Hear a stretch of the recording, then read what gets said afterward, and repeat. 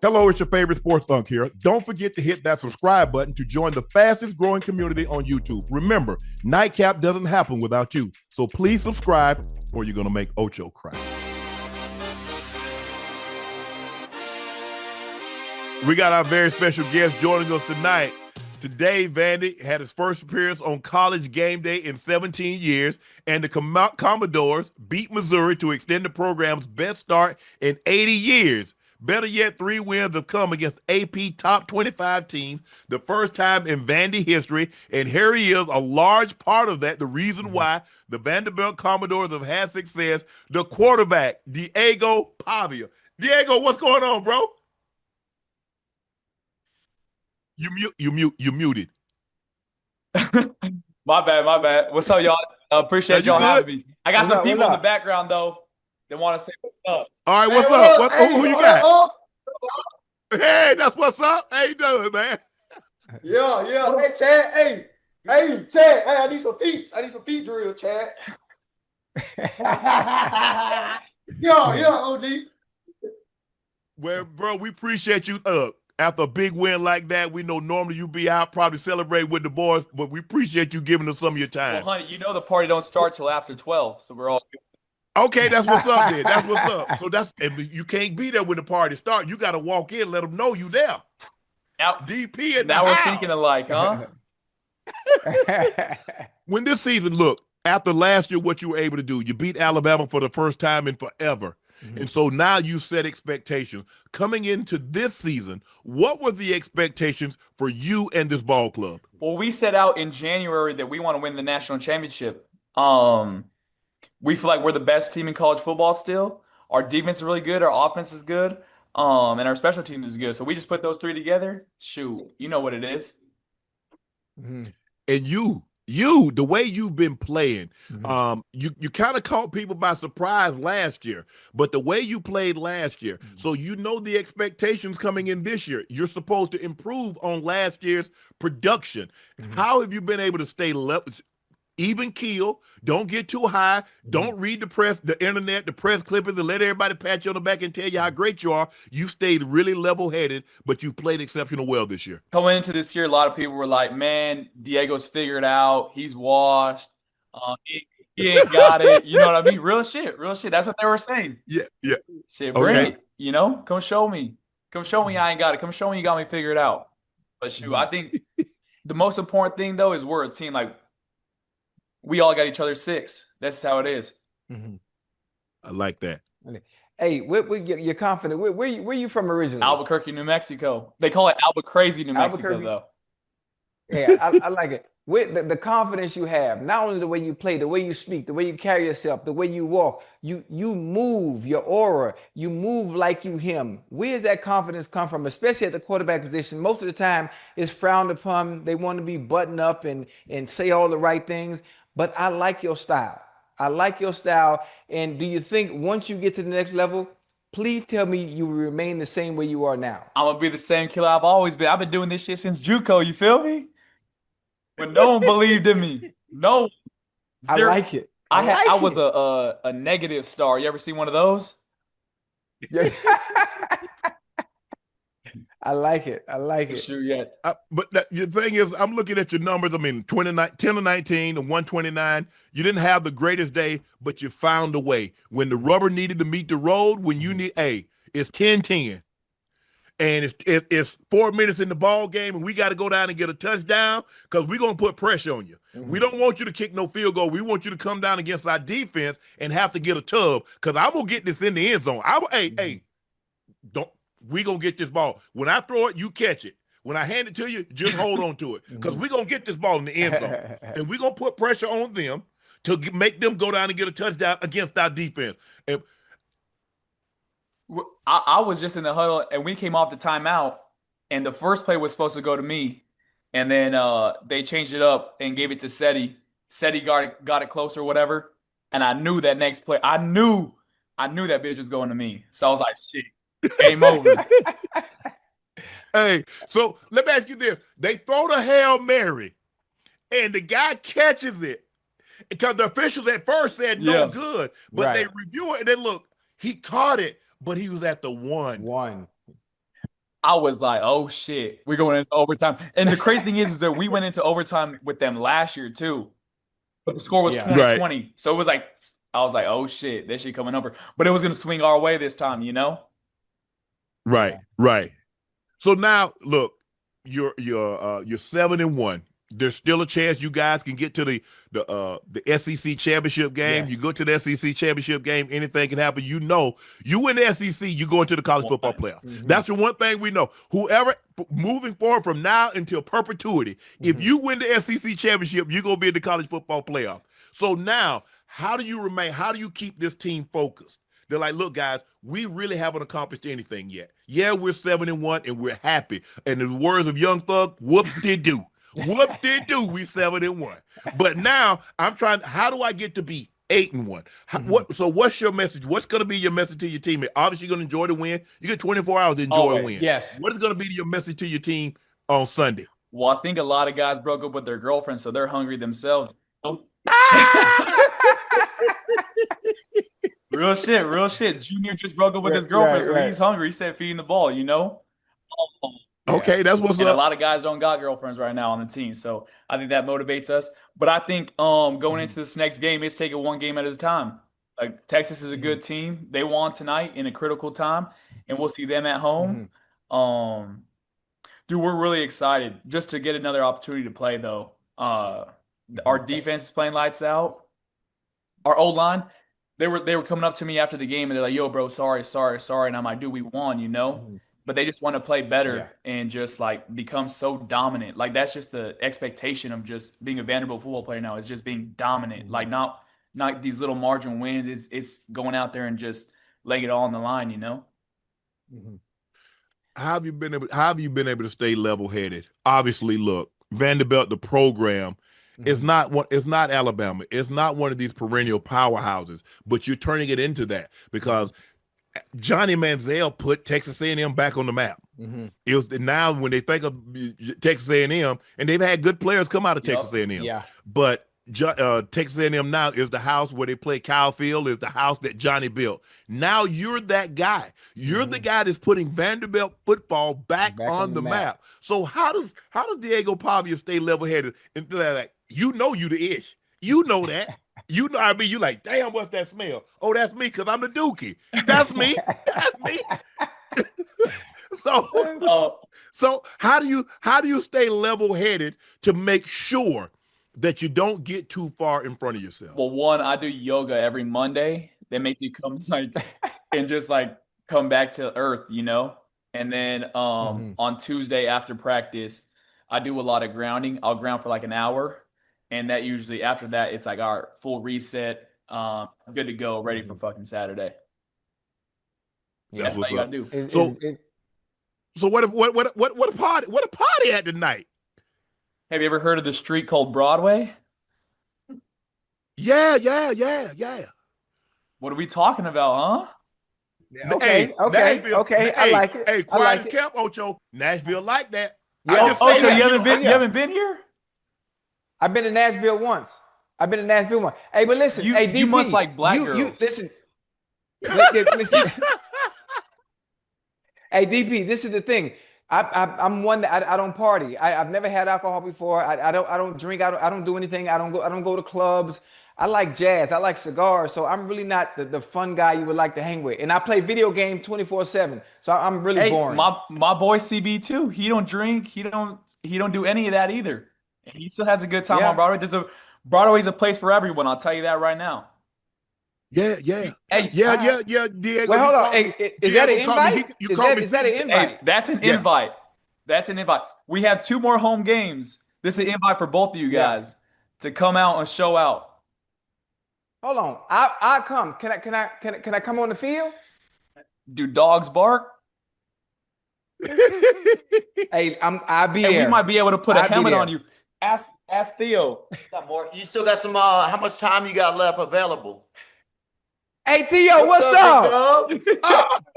What's good? Oh, what's up, bro? Man, how you been? Good. Hey, all is well. See this guy? You feel me? Miss you, pull up. Hey, I got you. Make sure you're We're there. gonna have a fresh cigar right there on the sideline for you. Hey, ask Theo. Yeah, dude. Vandy over here, they even let you like blow the whistle for like the start of the third quarter or whatever, huh? Bro, they got more recruits here now. When I first came, the first game, they had probably 6 recruits on the sidelines.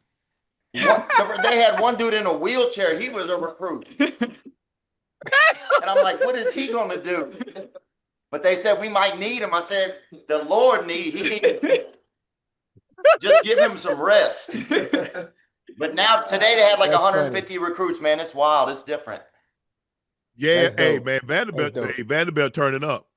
They turning up. So hey, Diego, you got it? You gonna have any more eligibility left after this year? Yeah, I think I got like 14 or 16 years in the league.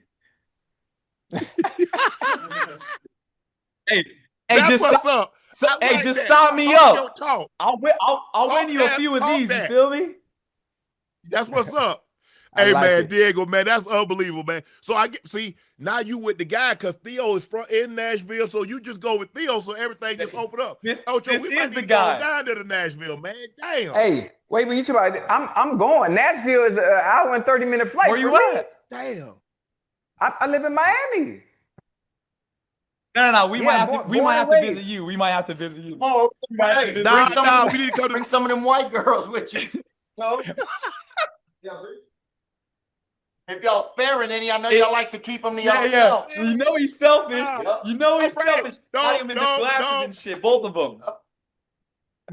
Nah, hey, I was gonna come. Hey, I was gonna come, but I can't come now because y'all bring hey, listen, I'm on probation.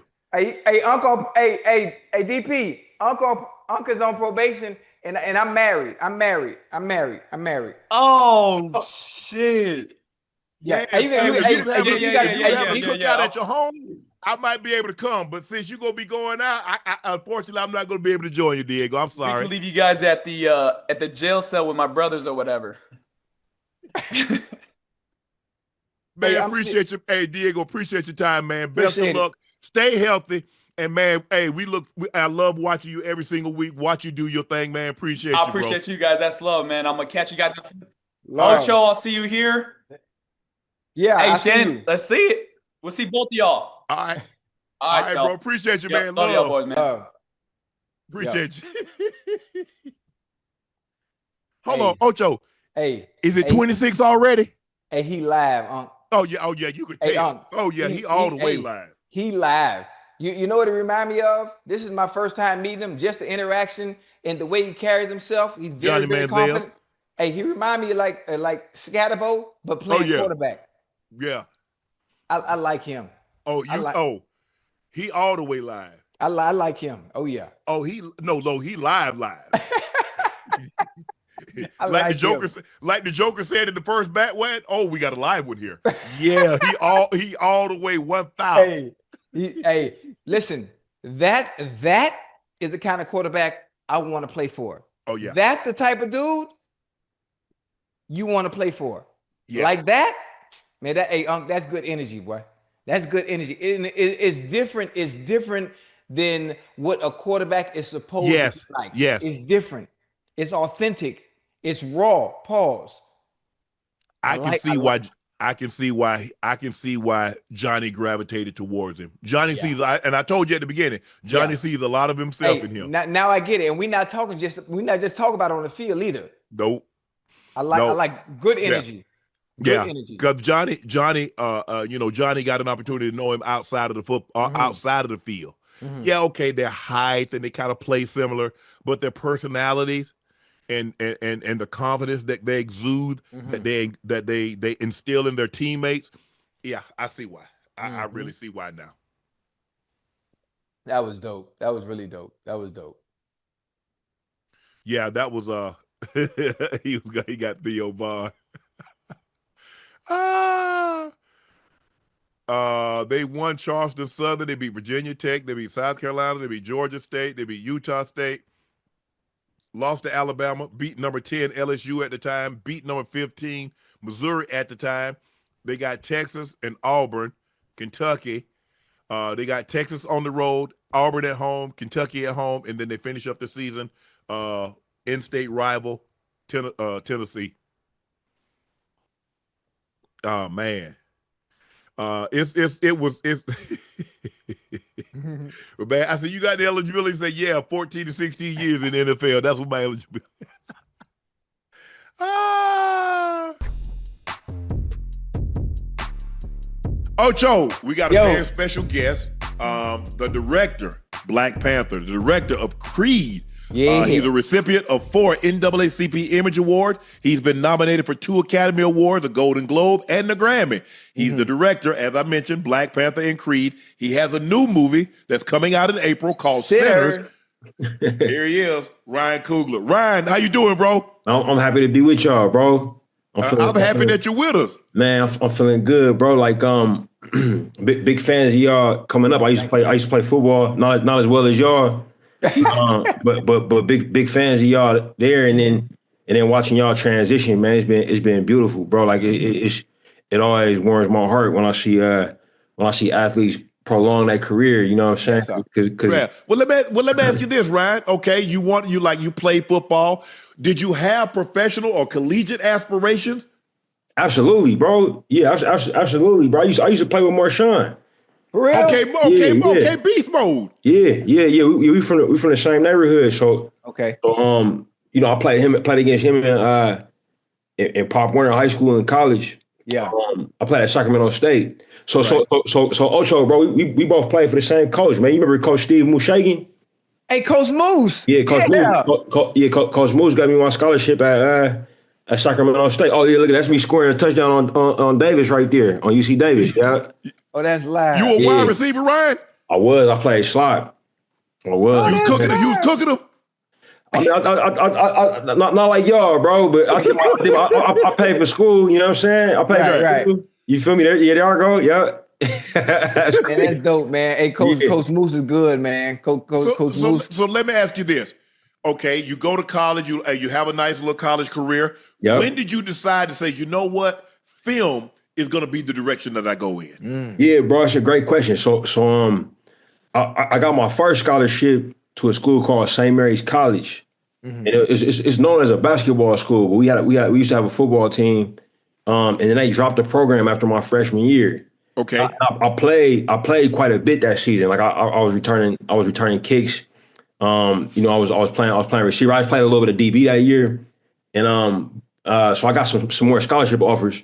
But while I was there, it was a woman named Rosemary Graham who taught a creative writing class, and she read something I wrote, and she was like, "Hey man, you should think about writing screenplays." You know, my girlfriend at the time, she's now my wife. She bought me a little software that I could write screenplays with. I fell in love with it, man. So by the time I transitioned to Sacramento State, I was doing it on the side, taking writing classes and shooting short films with my homies. You know, and then I applied to film school in 2007. It's crazy, bro, because we was I was doing real well going into my senior year, and I got an injury doing 7-on-7 where a cat was trying to walk on the team, was overeager, and he caught me on a post and broke my zygomatic arch right here. So it was I was 8 weeks off where I couldn't lift, I couldn't do anything. And during that time I realized like I need to put this application in for film school. Man, football is fleeting, you know what I'm saying? So I applied to USC film school and I got accepted. I found out I got accepted like in the middle of the season.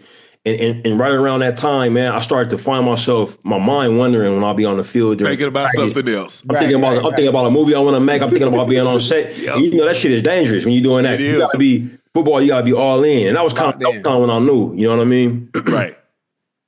That's dope, man. I want to talk. Listen, I'm a movie head. I enjoy films. I enjoy the arts and the crafts of it. I enjoy getting lost in character. I get very passionate when I talk about stuff like this. So I watched the trailer for Sinners, and to me it seemed like a unique blend of supernatural action, mystery and psychological theater. How did you approach this genre in bending concept, and what was it about this story that made you want to tell it?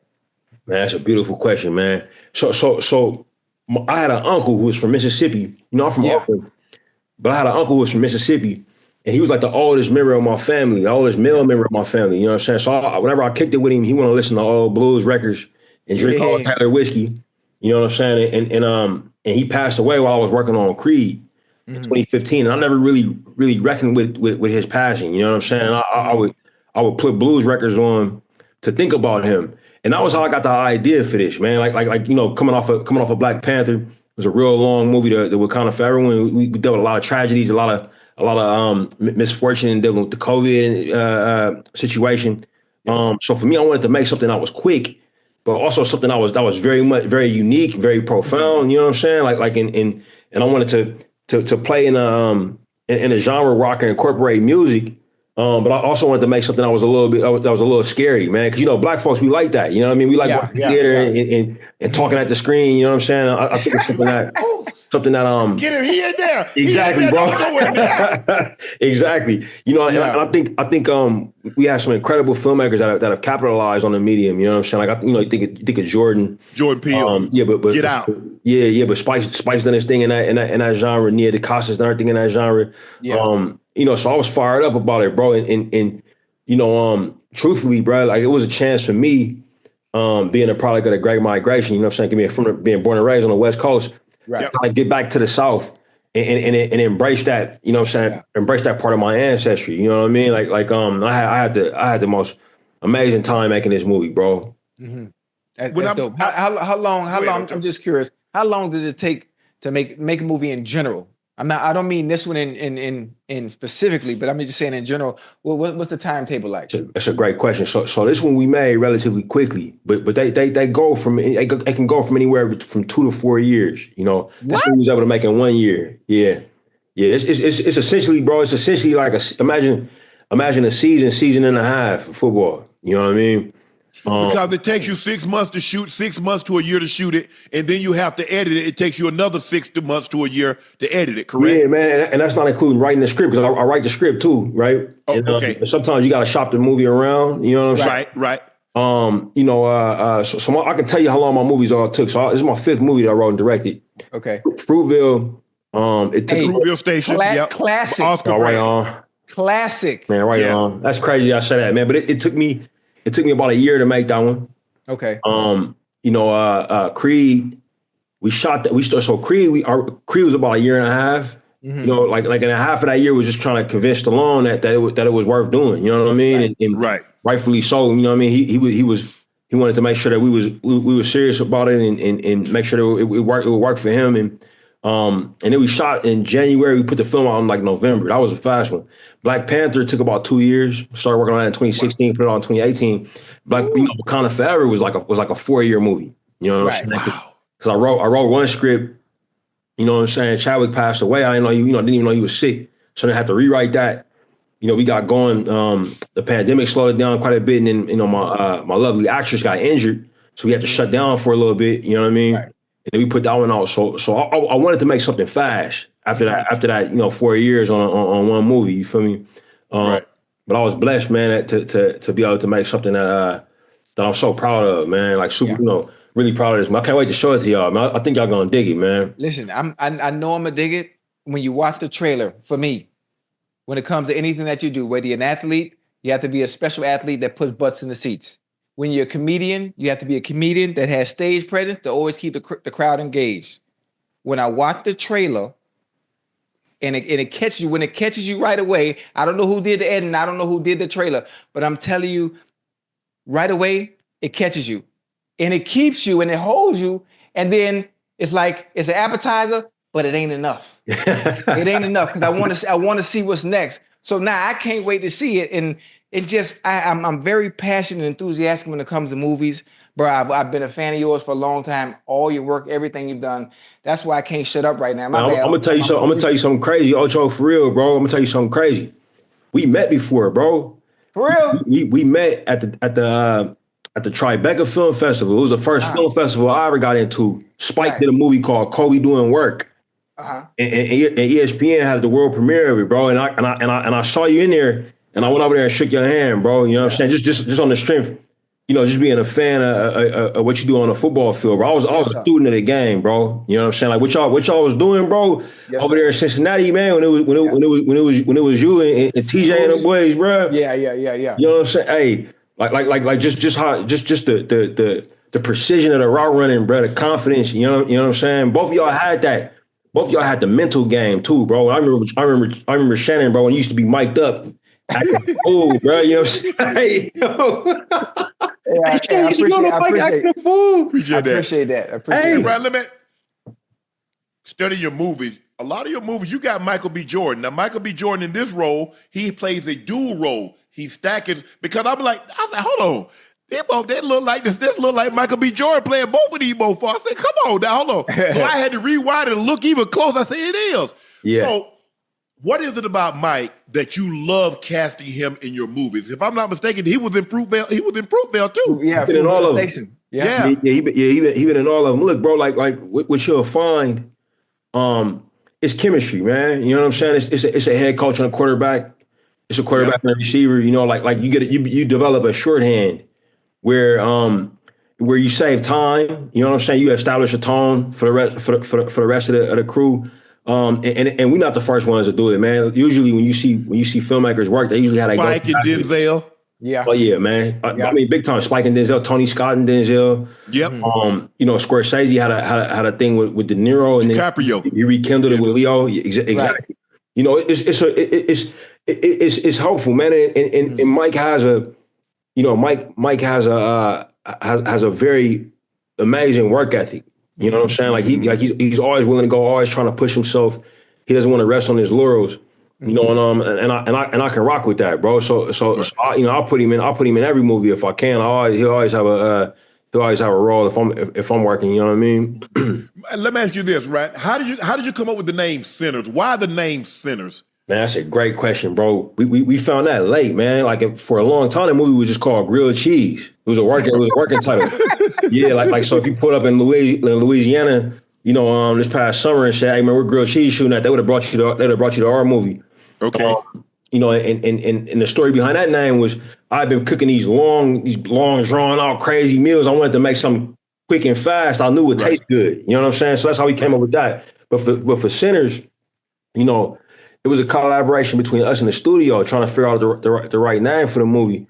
And we realized that line, you know, that word was said so many times throughout the script. You know, it deals with blues music and its relationship with the church. You know, like a lot of times the best blues singers will come from gospel. You know what I'm saying? You'll learn that you know, a lot of times their daddies was pastors. You know what I mean? And they singing music about drinking and bumping and grinding, and it's in conflict with how they was raised. You know what I'm saying? So that dynamic was one that we were really you know, once we realized like it was like, oh man, that was always the name. It should have always been called that. You know. But this movie, trust no one, because this movie has a lot to do with paranoia. Mm-hmm. Absolutely, bro. Like I mean, look, it's you know, it's dealing with Black culture. You know what I'm saying? And a lot of folks don't know that. Like that you know, I would argue that blues music is the most important contribution that America has made to global pop culture. You know what I'm saying? Like, everything originated off. Everything comes from that. And when you do the research, it really came from this one specific area of Mississippi. You know what I mean? Like in at that time when blues was created, it was very hard. It was a very hard place to be Black. You know what I'm saying? And people were trying to affirm that humanity, affirm that dignity at a time when it was, you know, when it was very difficult, and people were trying to keep them separate, right? You know what I mean? And for me, that experience kind of breeds a level of paranoia. You know what I mean? When you can't be out after dark in certain towns, where you gotta, you know, where everybody knows everybody. So when somebody new shows up, you know what I'm saying, or somebody who's been gone a long time, you know, it's a little bit of you know, you might look at them a certain way. You know, I mean, how did y'all come up, man? Did y'all come from places where everybody knew everybody? You could tell an outsider at the drop of a hat. I'm from a small town. There was 3,500 people with two traffic lights.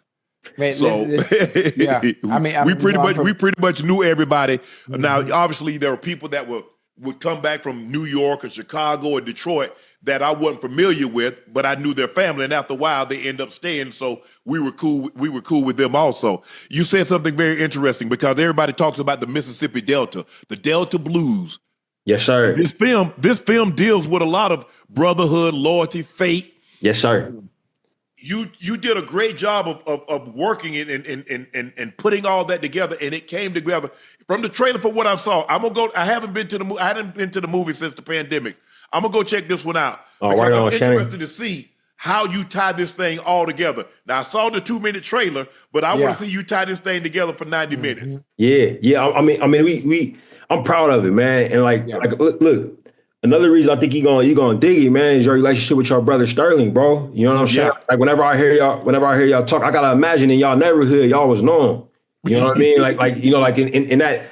So these twins, it's Stack and Smoke. Yeah, Smoke and Stack. It's an archetype, right? Like every neighborhood I ever been in had a set of twins that everybody knew that was kind of notorious. You know what I'm saying? Yeah. And we plan on that. That relationship between the brothers, man. What makes them similar? What makes them different? I think Mike just did a beautiful job with it, man. I think you're really gonna enjoy it. Anybody who got that type of relationship, you know what I'm saying? Got a big brother, got a little brother. Gonna really feel this movie, I think, on a different level. I like it. I got one more question, man. After creating something like this, something that's so bold, so different, and you're pushing boundaries, with most of your work and your craft. And again, I'm gonna tell you, I'm gonna harp on it because I've never had a chance to actually tell you. Now I do.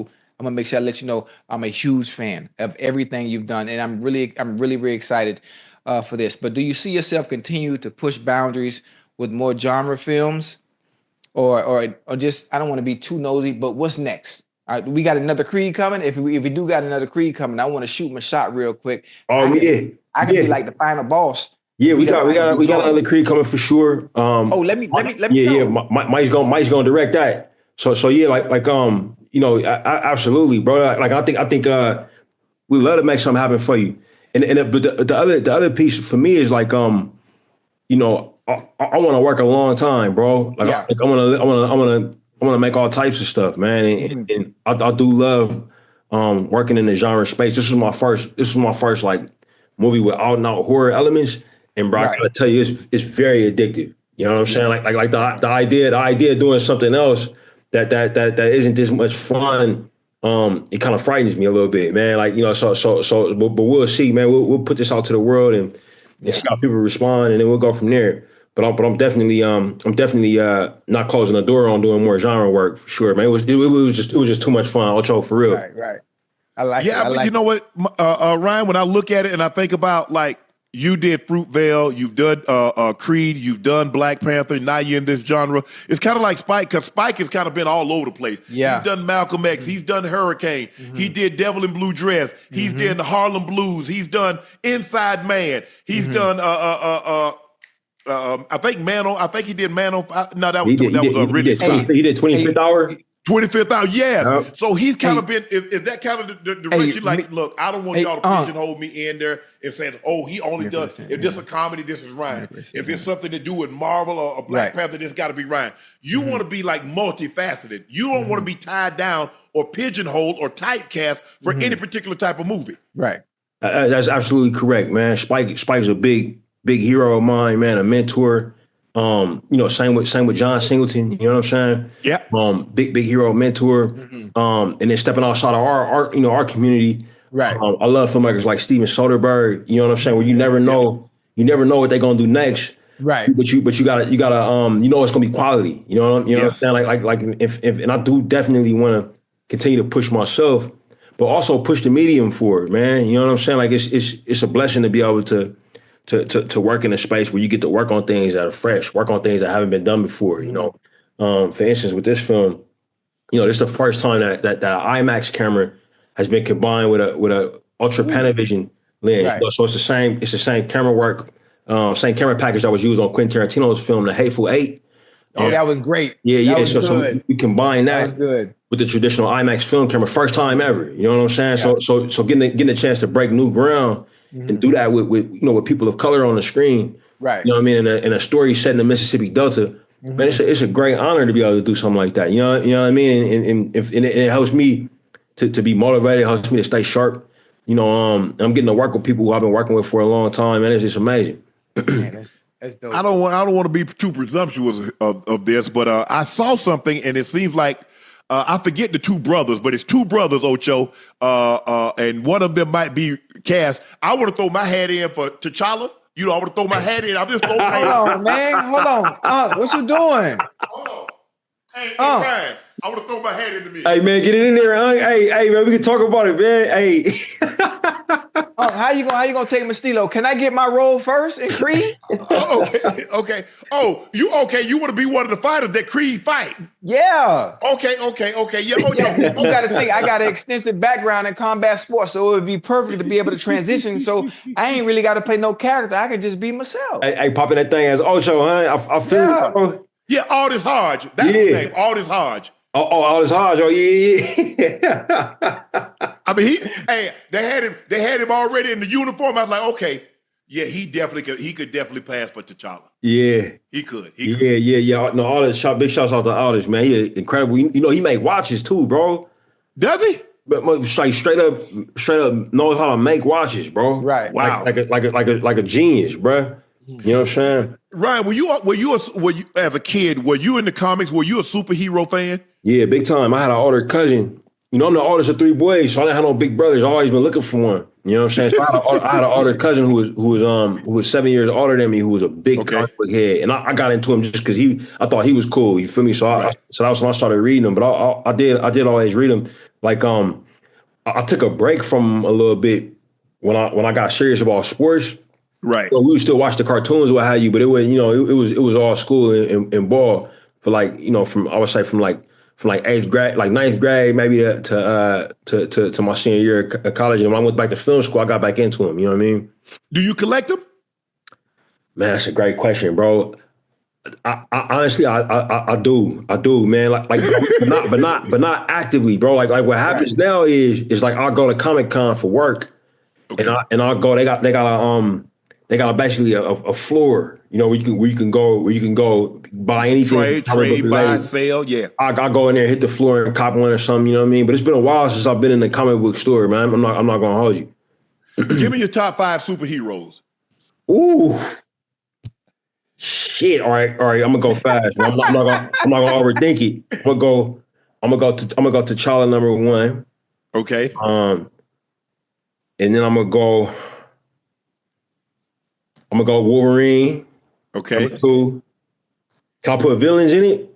You can. Yeah. All right, I got Magneto number 3. You got who? Magneto? Magneto. Yep. Yeah, I got Magneto number 3. I got all right, I'm gonna go deep cut. I'm gonna go deep cut. Rorschach from Watchmen. Okay. I know Watchmen. Rorschach. Okay. From Watchmen. And then I'm gonna go Rogue. Okay. Oh, I So like Rogue number That's a good 5. one. Yeah. Rogue is gas, bro. Like the take our glove off, touch you, take your powers, knock you out. I mean, that's pretty solid. I'm surprised you really didn't go with a lot of the old like Superman.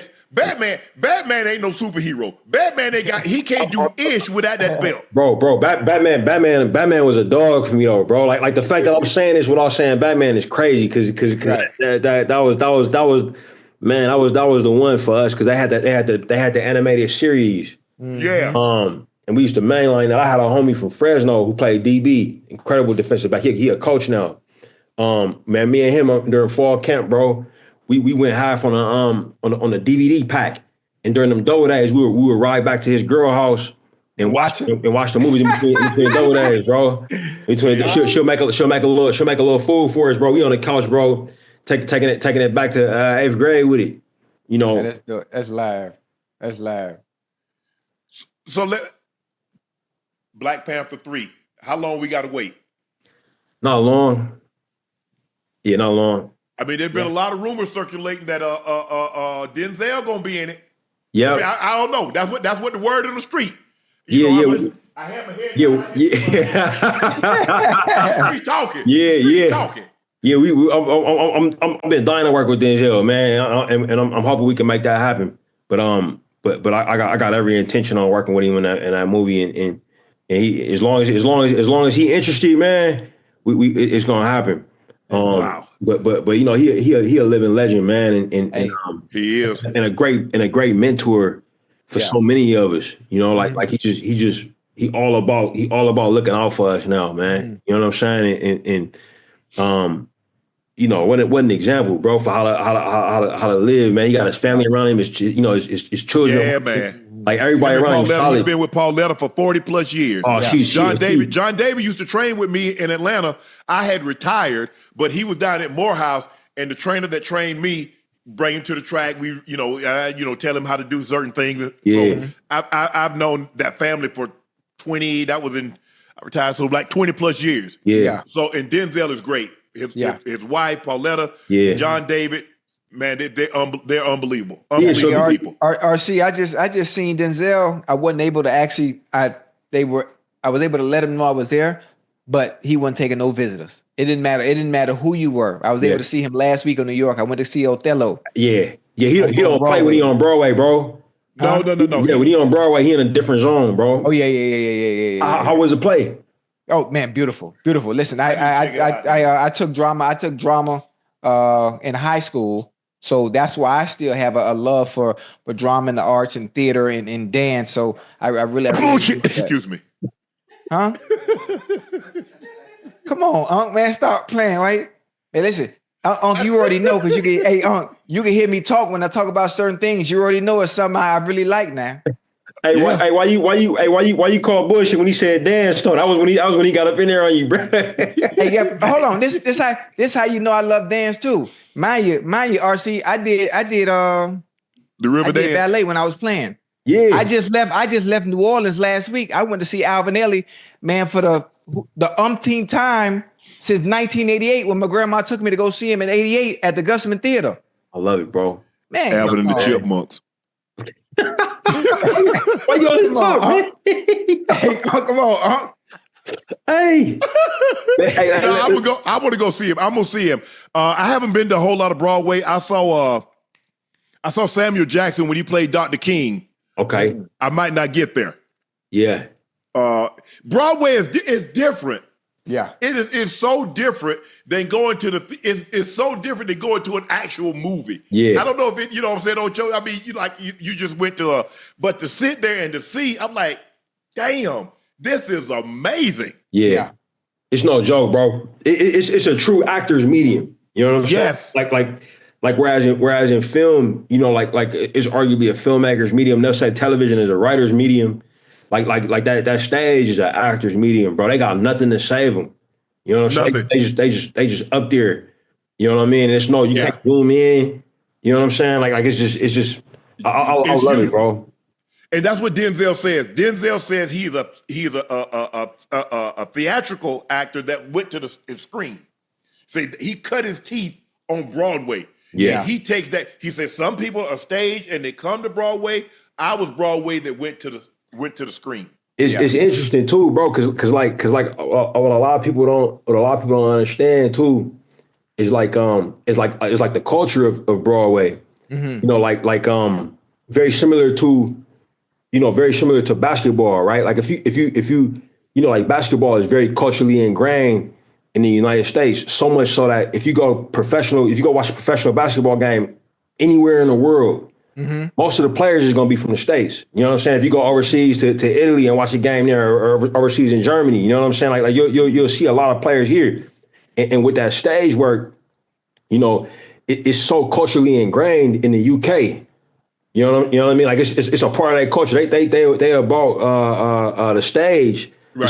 The way we are about basketball here. You know what I'm saying? It's in every school. It's in every, so you'll see these British actors getting shipped out all over the place, man. They ain't on every role. You know what I mean? They ain't on every, white British actors, black British actors. You know what I'm saying? Yeah. And for me coming up, bro, the first time I hit a Broadway play and really seeing somebody get down, you know what I mean? It was like, like I damn near wish I had been exposed to it earlier, bro. You know what I'm saying? I might have been doing that. You know what I mean? Right. And well, hey, even if I just get a cameo, I could be Mboku's brother. Oh, he got you, bro. Hey, if y'all with it, man, hey. Hey. Hey, your boy, I could be Mboku's brother or something. Just put your boy in there. I'm coming out there. I'm coming with it, Ryan. I'm with it, man. I'm with it, man. Y'all. Man, I'm with it, man.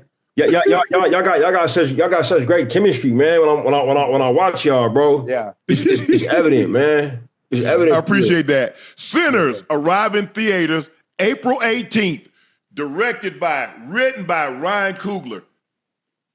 He written such Fruitvale Station, Black Panther, Wakanda Forever, Creed, and now he's with this one, Sinners, arrives in theaters April 18th. Ryan, thank you for giving us a little bit of your time. Thank you for the trailer. We gonna support you. Hey, chat, make sure we go out here and support our brother Ryan Coogler. Hey, he's doing big things for the community. He's doing big things for the culture. Yes, sir. And we got to make sure we keep him up. We're going to lift him up, and we're going to keep him up there. Ryan, thank you so much for your time. Appreciate it. Hey, I'll see you down the road.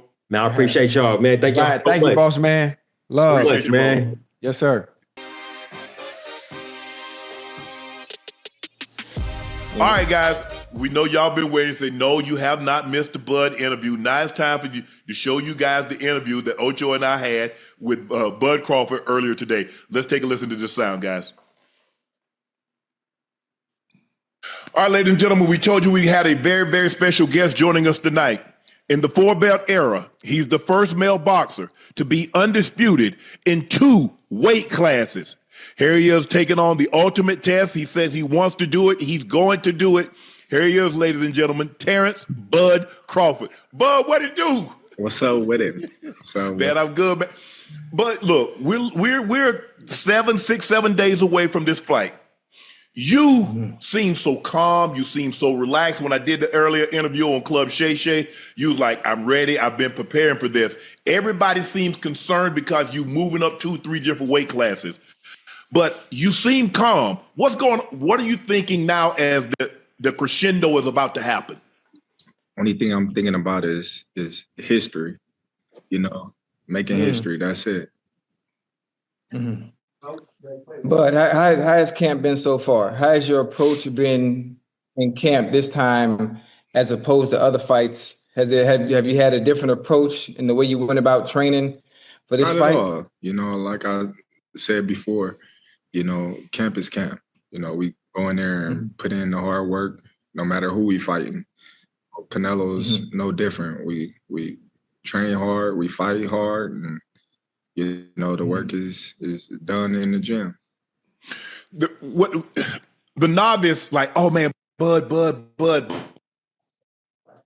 I've saw a lot of people that do this professionally, do what you do, box professionally, and they'll say, I don't know if Bud understands the difference in punching power from a 168 versus a 147 versus a 154 versus a 135. That seems to be the concern of people that do what you do for a living, Bud. Are you concerned about that? Because when I talked to you, you said he need to be concerned about my power. Fact. One thing is evident is that you're going to get hit in the boxing match. Okay. So, always. Everything could be, all the questions will be answered come Saturday. They don't got to speculate and guess and hope. Oh, man, he can't take the punch. How you know I can't take the punch? Canelo ain't never hit me and I said I can't take the punch or, so I just laugh at people that's, praying and hoping that it goes the way they want it to go. Saturday, everything will be shown. You look good, Bud. I mean, you had the internet and the buzz. They say, man, damn, Bud look good. And here we are, and we're still a couple of days away from the fight, and he's looking like this. So obviously he's put the time in the gym. He's put the time in the weight room. The one thing that's never been questioned about you, Bud, is that you took your craft serious. You put the time in. No one has ever said Bud Crawford stepped into the ring and he was unprepared. So we know you are prepared. But and I asked, I said, well, damn, Bud, to step up in this weight class, what do you normally walk around at? You're like, I'm good. He's like, this is really good for me because I ain't got to cut that much. I ain't got to cut that much weight now. Right. No, I'm good. Like I always said, everything happened for a reason. And that reason being that I'm here now and, it's already written. So I'm just ready to go out there and make history and see my legacy come Saturday. Yeah. Listen, if there was one boxer who can make history, going up weight classes, going down weight classes, regardless of what it may be, you have a chance to cement yourself in the history books when it comes to some of the greatest boxers of all time. If there was one boxer that can do it, it's you, based on your mentality, your upbringing, your surroundings that have built you for moments like this. Boxing is about moments. Boxing is about making history and making fights people want to see. The only question I have going to this fight, I'm excited. I have you to win. What challenges you think you might face fighting the Canelo? It's going to be a lot of challenges. You know, he's a good fighter all around. You know, he's a good pressure fighter. He's a good counter puncher. He's a good boxer. He has great defense. You know, it's going to be a lot of challenges, but that's what makes for a great fight. You know, you gotta solve the puzzle. So, you know, just like he gotta solve my puzzle, I gotta solve his. You know, we're gonna go in there and we're gonna give our all, and the best man gonna win. Have you thought about it? Have you thought about it, Bud? When you look at guys that have moved up, you look at Sugar Ray goes from 35 to 40, 47, 50, goes all the way to 60 to fight Marvin Hagler. You look at Floyd and what he's been able to do. You see Pacquiao. But when I think about a fighter, I'm looking at Roy Jones. Roy Jones started out as a junior middleweight, 154, goes all the way up to heavyweight. I'm looking at you where you started. Bro, you 35, 30, 40 pounds from where you originally started at. Have you let that sink in, the gap and what this would mean for Bud Crawford legacy? I'm going to be in attendance. I'm going to be able to tell my grandkid, your papa, Uncle Joe and I are going to be there. Your papa was there when Bud Crawford shocked the world, when he did what no one thought he could do other than himself and those in his circle. Have you allowed yourself to think about what this moment actually means in boxing history? I haven't thought about that yet because the job is not done yet. Okay. You know? So, of course, you know, a lot of people kind of remind you that, you know, this is history. Like, go out there and do your thing. But, you know, you don't want to get too far ahead of yourself. Yeah, like it ain't. I ain't did nothing yet. You know. So after you know the fight, that's when you know all the emotions and everything come out. Reality sets in. You know, my question is, how soon after your last fight did you start thinking about the Canelo, or was Canelo always on the horizon? You fought Sean Porter, you fought Errol, and then you fought this last fight. So how far did you start thinking about, man, I want to fight Canelo? Well, really, I wanted to fight Canelo when I was at 147 before I fought Madrimov. I wanted to go up 3 divisions to fight Canelo. You know, because that never been done before. I want to do things that never been done before, you know, so I can be the first, like I was the first to become a 2-time undisputed. In the 4-belt era, first male boxer to do that. Like that's legacy right there. When they talk about, you know, being undisputed and undisputed champions, they're gonna cement my name as number 1. I was the first fighter. The first to do it. Yeah. And that's going to set the bar high for the fighters coming after me to try to, you know, do better, which they probably will, you know, in history. But given time. But you giving them something to shoot for, Bud. Yeah, for sure. Just like the other boxers I mentioned, Sugar Ray and Roy Jones Jr., some of these other fighters gave you something, gave you a target. And that's good, because like you said, some fighter in 15 years, 20 years, 30 years from now said, I saw what Bud Crawford did. And I said, you know what? I want to challenge myself like Bud. Bud went and did it, had no fear, and said, hey, whatever happens, going to happen, but I need to know. I don't want to have sit back and regret, say, man, I should have got that fight. I should have did that and be afraid. Somebody's going to say they did something because they saw Bud Crawford do it in 2025. For sure. Yeah, it's something that the fans always ask for, including myself, being a huge boxing enthusiast. We always talk about making boxing great again, getting fighters to fight each other. I think you're going to start something, taking on the challenge, daring to be great, wanting to create a legacy and make history in itself. I think a moment like this, when you do step in the ring with Canelo, it will get some of the other best fighters to actually fight each other instead of, moseying around and picking and choosing when to fight, scared. Just the challenges that you're taking on is dope. It's really dope to see. But after some of this magnitude, but a fight like this, where you talk about legacy, you talk about history. I'm not trying to put the carriage before the horse, but what's next after something like this, of this magnitude, this damn big? Hey, listen, man, we take one fight at a time. One fight at a time. Well, you meant to put the horse before the carrot, because the carrot does go before the horse, because the horse is chasing the carrot. But we got what you, but we get what you, bud. We understand what he mean, bud. Right. My bad. But I know you're very close to Floyd. Did Floyd give you any pointers about how to go in there? Because Floyd fought Canelo. I think Canelo was 23. Floyd was 36. So you're a little slightly older than what Floyd was. Canelo's a little slightly older than when he fought. But has he given you any pointers of how to go about your business? Or do you even take pointers? Do you watch film on fights? Or because Floyd said he didn't watch film. He took what his trainer was going to say and he implemented that in the ring. Do you watch film, and has Floyd give you any pointers? Well, of course, I watch a little film, not too much, because, I always said that the fighter that I'm fighting now is not gonna fight me the same way, because my style is different. Gotcha. Watch a little video to see the things that they like to do. Once I see that, then I know what to work on. I know what to watch out for. As far as Floyd, no, I haven't talked to Floyd about Canelo or the fight.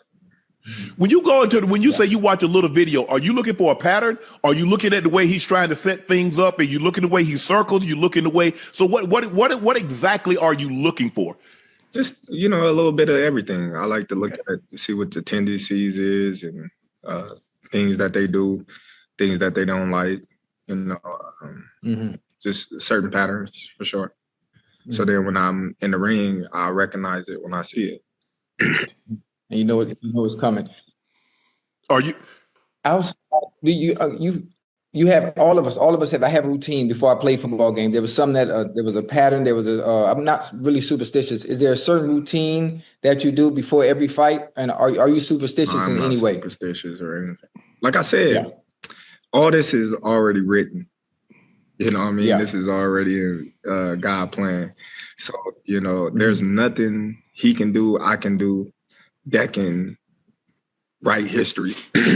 It's already done. So we just gotta see how it goes. So go ahead, Ocho. Go ahead. I'm gonna say I know how it's gonna go. And when you raise your hand, I'm finna jump on the ring like Lil Mama did when Jason was on stage. I'm telling you right now, I'm jumping in the ring. They just had to take me to jail. For sure. Yes, I'm gonna make sure they don't take you to jail, though. Don't worry. That's love. So, Bud. Now, okay, here we are, a couple of days away. Now, for the most part, the hay's in the barn. There ain't no more sparring. I don't know. You might have one more day of road work, whatever the case may be. Now all of a sudden you're trying to make sure you come in at that 168. So over the next 3 to 4 days, what is a Bud Crawford day? Are you watching movies? Are you catching up the last? Your trainer's in your ear says, okay, remember this. This is what we worked on. So what's the last 3 to 4 days? What is that going to be like for Bud Crawford? A lot of media, a lot of interviews. Got the press conference. You got the weigh-ins. You got, the shakeouts. You got the making weight. Then you got the fight. So you don't just be sitting in a room just chilling, all day. You still got things to do. Is that a good thing or a bad thing that you don't sit alone in your thoughts? That you like you said, you're doing interviews and you got this media tour that you got to go on, and you mentioned you got the press conference. But for the most part, I would think family, friends, and loved ones leave you alone, and so you can focus on what you need to get focused on. So is that what happens? I mean, you've already given everybody, okay, look here, I cut the phone off at such and such a time. Don't call me. Hey, somebody else is going to handle what they need to do. Mama, you got the kids. Mama, you handle everything. Manager, you handle everything over here. Now it's time to prepare my mind and really just lock in. Yeah, it gets like that, but at the same time, me as a protector, I still be, worried and thinking about them. Yeah. Like that. Especially when they all come to Vegas and, they all partying or going out and things like that. Knowing me, I'm like, what they doing? Where they at? Right. Oh, they here. All right, make sure they good, So the worrying about them ain't gonna never stop, but everything else is definitely cool to be, in your thoughts at times. Like I like to sit by myself and visualize the fight, how it's gonna happen and what I'm gonna do if this happen, what I'm gonna do if that happen, and just be in your own space at times. Do you believe, a lot of people say, well, I don't believe Bud can win a decision. Bud is probably going to have to stop Canelo because Canelo is the champion at the 168, and it's probably the likelihood of him getting a victory by decision in Vegas at this weight probably not going to happen. I mean, what's your mindset? By any means necessary. If it has to go to the card, it goes to the card. If there's a point in the fight where I feel I can sit down on some punches and get him up out of there, that's what I'm going to do. My thing is, I don't worry about what people say. Okay. Many people is worried about what other people are saying. Oh, he's too small, or he can't take the punch, or he not gonna get a decision, or he's this, he's that. I don't worry about none of that. My job is to go out there and fight. That's what I'm gonna do. Come Saturday, I'm gonna go out there and fight, and I'm gonna fight my ass off, and you know what I mean. And then whatever happens, happen. But I know one thing for sure: I'm not leaving without all them belts. Damn. So, hey, you gonna be like a department store. You gonna have about 7, 8, 9, 10 belts when you walk up out of there. Listen, I'm gonna be walking out with all of them. I mean, has your power, your footwork, your speed, has everything carried up despite the weight gain? Everything flows with you, right? You know what I mean? Like I said, just because you gain a little weight doesn't mean that you slower. People get faster when they get bigger, more explosive, right? Punch a little harder, things like that. So I'm not worried about foot speed or hand speed or anything like that. That's fine. But you also didn't have to go through that big weight cut to come all the way down to possibly 47. Because, and I was telling people, I said, man, they said, man, you was in the ring wrestling with Bud. I said, that little mofo strong now. Hey, you saw, hey, I said, you saw how he had me huffing and puffing. So don't let the size fool you. I know you say, man, he only won. I said, nah, he wasn't 147 that day. He said he was 147 that day. Hey, I don't know what he weighed, but it wasn't 47. Yeah. But do you feel comfortable? Do you feel like because sometimes you gain a little weight, but you're like, damn, I don't feel comfortable. You feel comfortable carrying this weight around? I feel great. I'm just ready. I'm just ready to go out there and do my thing. All right. Well, Bud, look. Wait, hold on. Go ahead. This is the last one. We got to wrap, Ocho. Yeah. Last one. Listen, I just want to make sure. Do me a favor. I know this is not really pertaining to the fight. I just want to make sure Andre Ward is in attendance because we got some unfinished business. He on the commentary.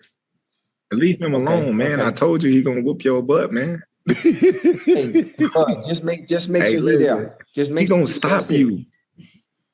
Nah. But that's what I do, boy. We cut from Bud. Hey, cut from the same. Remember you was talking stuff to that big dude. I forgot his name, the football player. James, Debo. James, hey, I'm a dummy. Debo was gonna grab your little ass up. Hey, Bud, make sure you in attendance. Bud, make sure you there for that. Hey, Debo was gonna grab you like Shannon grabbed me. Whose side you on, I ain't Bud? on nobody's side. I'm just saying, Debo was gonna grab you like Shannon grabbed me. Hey. Nah, man. Listen, I got this. Just make sure you there when I whoop him.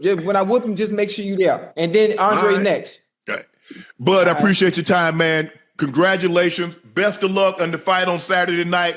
We will be in attendance. And hey, I want to be able to say, you know what? I was in attendance when Bud Crawford shocked the world. Maybe. Good luck, and we'll talk to you after the fight. Appreciate it. Bud Crawford. Yeah. It's always great having Bud. I mean, anytime around, I mean, I did the first interview a couple of months ago, and he's just like you've been knowing him. I mean, he makes you feel like you've been knowing him your entire life. It was great to have him. Wish him the best of luck. Joining us now, fought to a majority draw Saturday night. It doesn't look like he's too pleased with that, and there are a lot of people on social media that actually thought he won that fight. Joining us, Lamont Roach Jr. Lamont, how you doing, bro? What's up, man? I'm good, man. Thanks for having me. I feel real good. No, thanks for joining us. Take us through Saturday night. You go into that fight, you move up 5 pounds, you're 135 and you move up. And you're feeling, I mean, everybody's like, man, he got no chance. Tank told you a couple of days earlier, hey, you're not going the distance. Y'all shake, pretty little 250, whatever the case may be.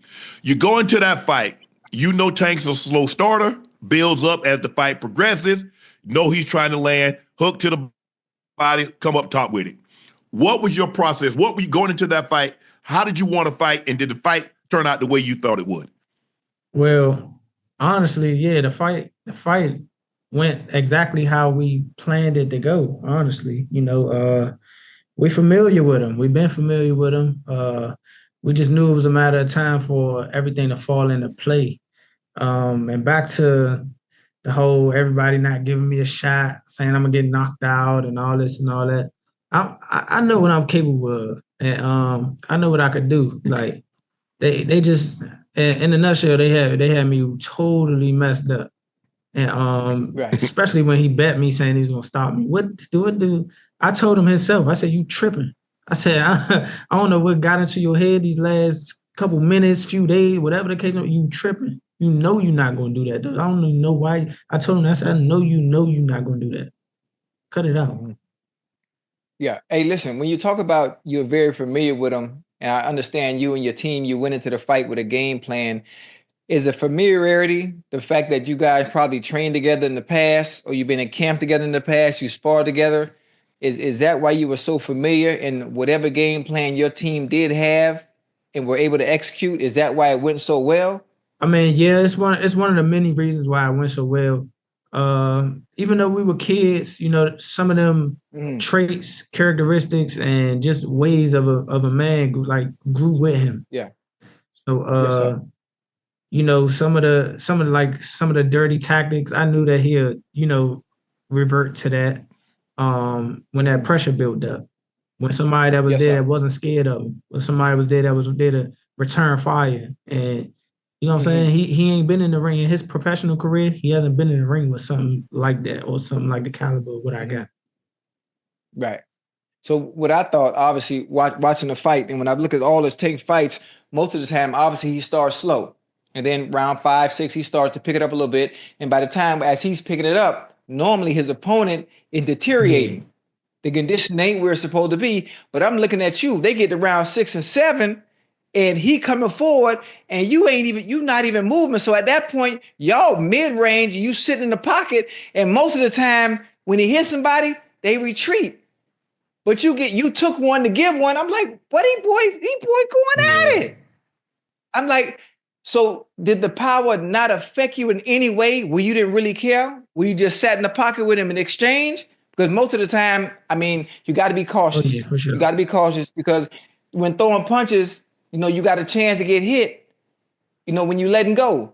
Did you not care at all, or did you feel his power early and really wasn't worried about it? So it wasn't that I wasn't caring. I was cautious, like you said. I was cautious, but the defense is there, and the confidence was through the roof.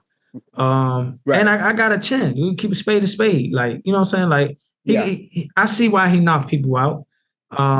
Yeah. I'm not gonna say the power is overrated, but I've been in there with guys who can punch. I mean, like with guys who can punch. So it's like it's nothing. It was nothing new to me. I've been in there with middleweight champions. I've been in there with junior middleweight champions. I mean, like as they were champion in their prime and stuff like that. So it's like, you know what I'm saying? Like I was confident in what I could do defensively, and if I get hit, I know I was gonna give it right back. Right. This episode of Nightcap is brought to you by Cologuard, a non-invasive colon cancer screening test. Did you know colon cancer is considered one of the most preventable yet least prevented cancers?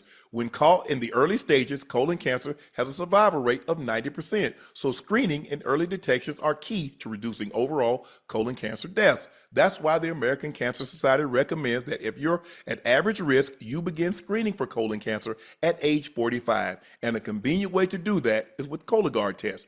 The Cologuard test allows you to be in control of your colon cancer screening through prescription-based tests delivered to your door with none of the prep that's required for a colonoscopy. No liquid prep, no days off, no invasive procedures. Plus, Cologuard test is affordable. Most insured patients pay $0, and a follow-up colonoscopy is needed after a positive Cologuard test. This is usually covered by insurance also. So if you're 45 years of older and at average risk, you can ask your healthcare provider about screening for colon cancer with the Cologuard test. You can also request a Cologuard prescription today at Cologuard.com/podcast. The Cologuard test is intended to screen adults 45 and older at average risk for colorectal cancer. Do not use Cologuard test if you have had adenemas, have inflammatory bowel disease, and certain hereditary syndromes, or personal or family history of colorectal cancer. The Cologuard test is not a replacement for colonoscopies. High-risk patients' Cologuard test in adults 45 to 49 is estimated based on a large clinical study of patients 50 and older. False positives and false negatives can occur. Cologuard is available by prescription only. So listen, in the ninth round, I'm sorry, I get excited about boxing. I don't mean to take over. Listen, hey, young boy, in the ninth round, Gervonta took a knee. Obviously, there's some controversy behind that. It wasn't ruled a knockdown by the referee. I've never seen that ever in my years of watching boxing, enjoying the sport of combat sports in general. Did that moment impact your strategy for the remainder of the fight? I'm gonna say no, and let me tell you why. The simple fact that he took the knee is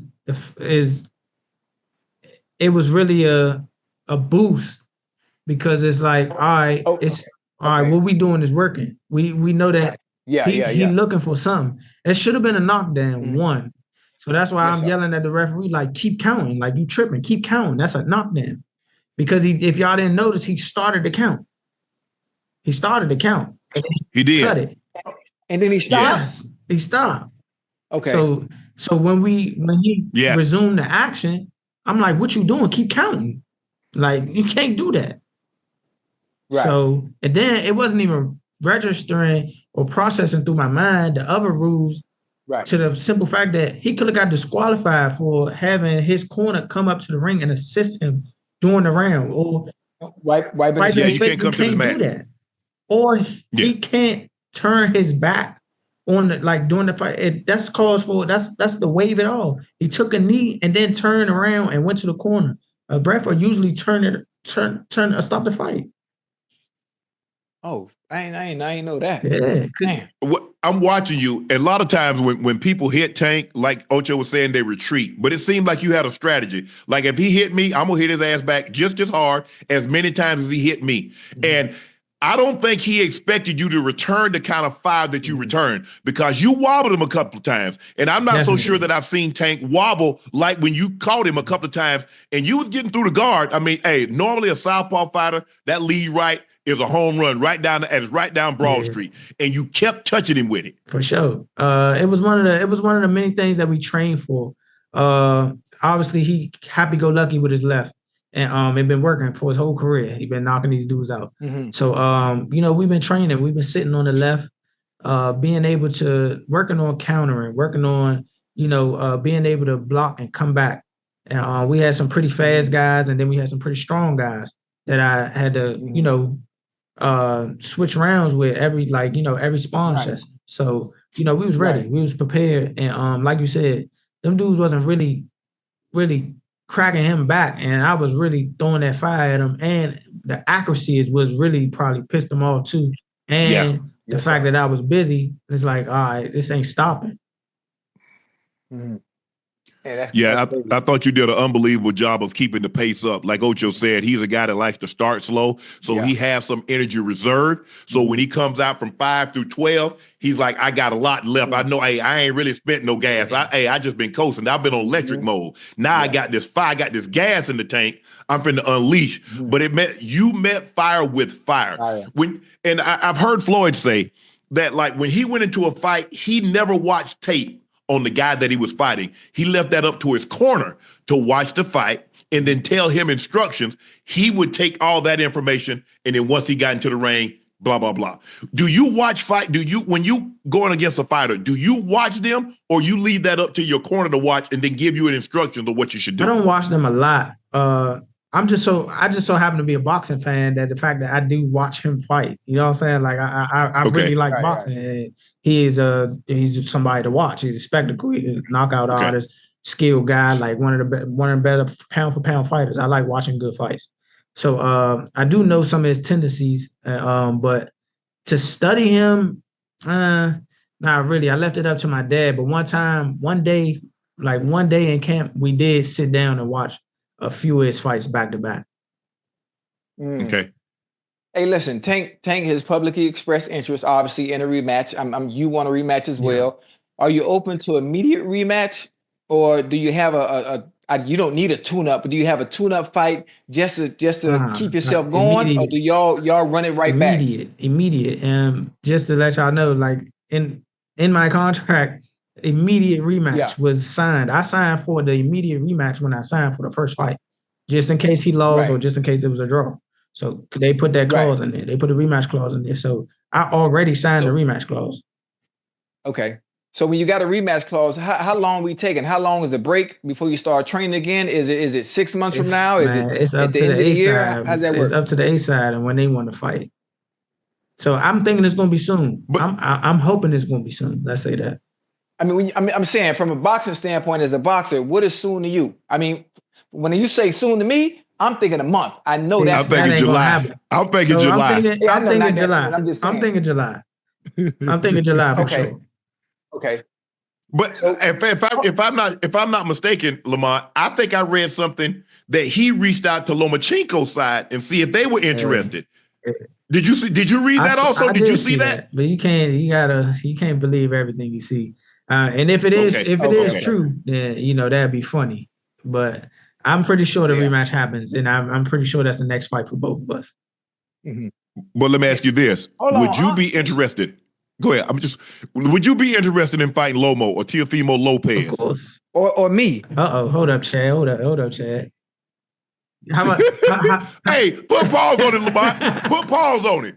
Hey, Chad. I don't know if you seen me fight Saturday. I really do this. Yeah. Hey, I was there. I was there. I've been studying you for years. You hear me? Okay. I can listen. I don't have the time, but I can tell you your tendencies right now, round 1 through 7. Okay. So if we was to get in there and spar right now, I could tell you what you're gonna do by looking at your feet. When you got your hand down by your hip, and you step forward, you gonna faint. You know what? I ain't need no more keys.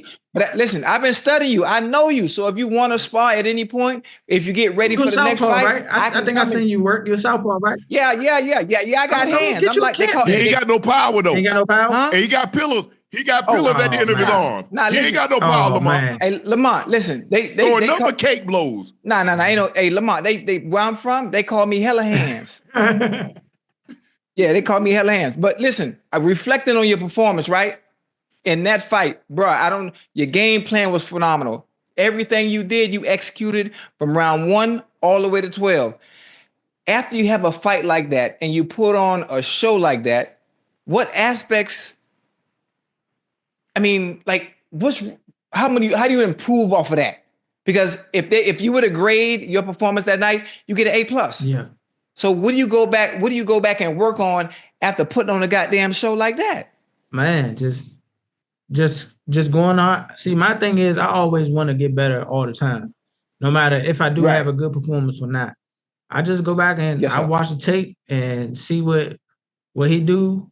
Obviously, if whatever he come with the next one, that we just gotta still capitalize. We're gonna add to what works. Right. If it ain't broke, don't fix it. But we're gonna add to it. We're gonna build. might try to, pick it up so we can see if we can get that stoppage on now. You know what I'm saying? You never know. That's how you capitalize. Hey, That's how you capitalize. Yeah. Boy, your condition was on point, boy. Old school It was on fighter, point. man. 15-round fighter over here, man. For real? Yeah, for sure. I was in camp But sparring Lamont, 13, 14 rounds. Wait, with time or no time? No, with time, for sure. With time. Okay. Because, I did 22 rounds, no clock. Wow. Chad, we're going to get you in camp. Maybe you can get me ready for the rematch. Matter of fact, bring me to camp. I ain't even gonna charge you. I ain't gonna charge you. I give you 4 rounds. I let somebody else go 4, and I come back for another 4. Exchange, no robbery. I like that. All right, bet. Man, Lamont, will you put a pause on this man? You. Don't beat him up too bad because I need him. I need it for Nightcap. So I don't want him to come back talking about slurring. I don't want him to come back talking like he's gonna be all right. I think he'll be all right. Don't just give him body blows. Don't hit him on his head. Just give him body blows. I'm good. My defense is my offense. I ain't gonna get hit. Lamont, it's a lot of times when guys win and they get a rematch, they're like, well, I don't have anything to improve upon, and they run into a problem. Because you had a draw, can you go back and say, you know what? In this situation here, I should have did this instead of that, and I might have been able to land something. Is that how you go back and approach the fight because you didn't get the win? And so you're like, well, I didn't get the win. I didn't lose technically, but I didn't win either. And I think as a fighter, draws and ties, that ain't what we do it for. We want to win. We want to be on the top spot. And because you didn't land on the top spot, you feel that, you know what, go back and watch this fight through 12 rounds. Maybe if I pick it up through the first 3 or 4 rounds, maybe that's a round or 2 that I win, and we don't even have this discussion at the end because it looked like they gave you round 12. Had you not won round 12, he would have won the fight. Which is sad, honestly. So to me, I thought I won the fight clearly. I thought I won a close fight. I thought I won a very competitive fight. Okay. I'm not saying I steamrolled him or whatever, but to me, I think I won the fight. Now, granted, 9th round should have been called a knockdown. 2 judges on the official scorecards gave him the round 10-9. If that was a knockdown, I win the round 10-8. That's a 3-point swing. I will win a unanimous decision. So you got to take all of that into account. It's 3 things that could have happened in that 9th round alone with that knee. It could have been a 10-8 round, scored a knockdown.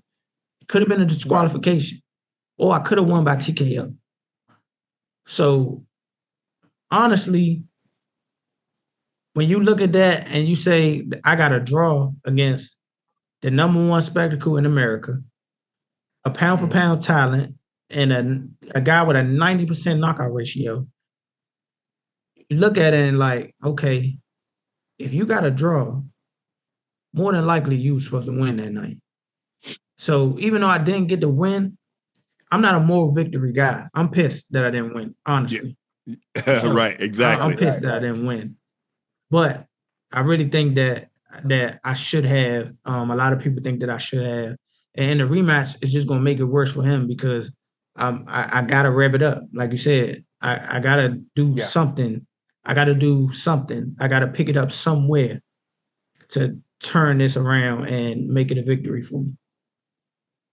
Lamont, you're moving up from super featherweight to lightweight. Were you afraid that moving up might rob you of some of the power? Because that's, normally guys that move up, they lose some of the sting.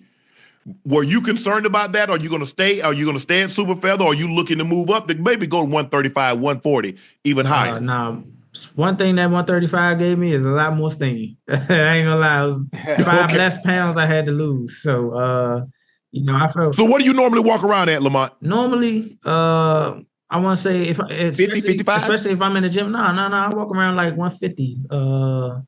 Somewhere around 150, 149 on a good day. If I'm on vacation, I don't get no higher than 55. So.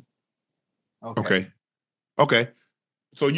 So I think that works. I think that's one of the things that helped Floyd Mayweather because Floyd is not a naturally big man. So it was easy for him to stay at 147 because Floyd only walking around at like 155 to begin with. Sure. So he go for 6-8 weeks. He lose 5 pounds.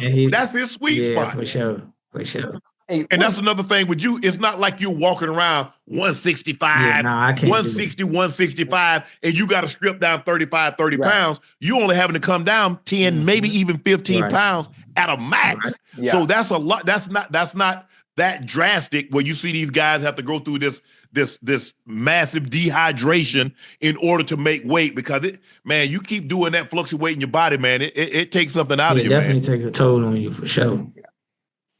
Hey, listen, after a fight like this, how much time do y'all take off? Like, I mean, before you get back in and gradually just start building yourself back, not only in the shape, but just making sure you don't lose that rhythm and consistency.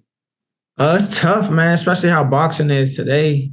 That's more so like a personal. So me personally, I don't like being out the gym too long. I get cussed out by my doctor because he tell me to take a break. You know what I'm saying? Like, Right, so, right. and I understand because your body do need to heal, rest. I've been through an 8-week training camp and then went through a hard 12-round fight.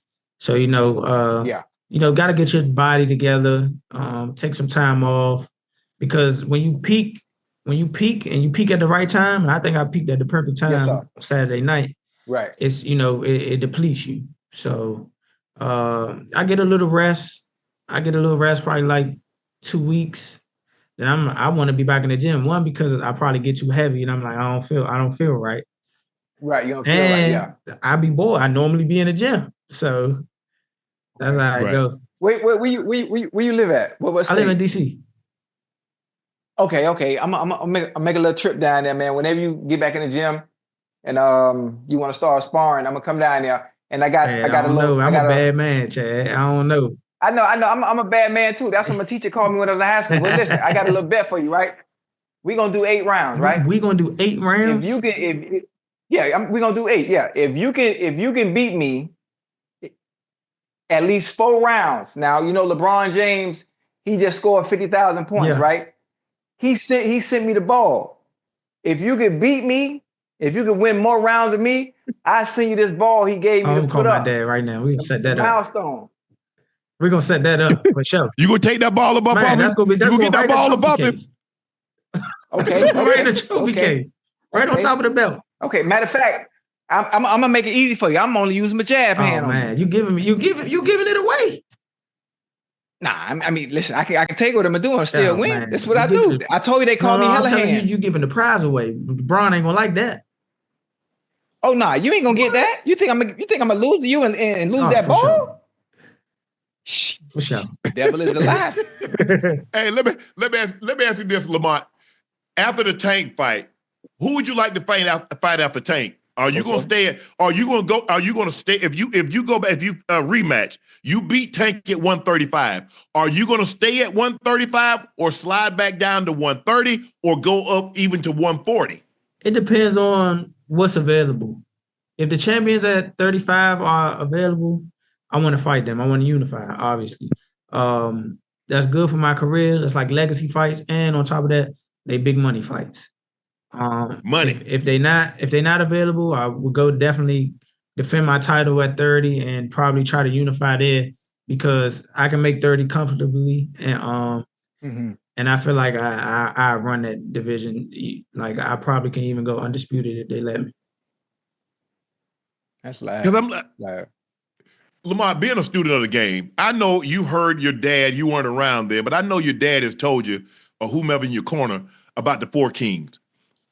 Hearns, Hagler, Duran, Leonard, and how they fought each other. And all the top contenders in that, they fought them. You go back to the 70s, you look at the heavyweights, they fought. Norton fought Ali, he fought Frazier, he fought Shavers, he fought Ali. Nobody ducked. Why is it now, Lamont, that we have guys and they want to cherry pick and don't want to take? It seemed like, and I love Floyd, but Floyd that 50-0, because nobody wants to take an ass whipping now, because now they feel like my legacy is ruined. I lost the fight. Some of the great fighters, we don't look at Ali because he lost 3 or 4 times. Even when he looked bad fighting Trevor Burbick or Larry Holmes, we don't hold that against him. We don't hold it against Leonard. We don't hold it against Hagler. We don't hold it against Hearns. We don't hold it against nobody. I don't know, and I hate that. I love Floyd, and I'm glad he's undefeated. But everybody thinks now if I be undefeated, I'm gonna be revered like Floyd, and it's not gonna happen. It ain't.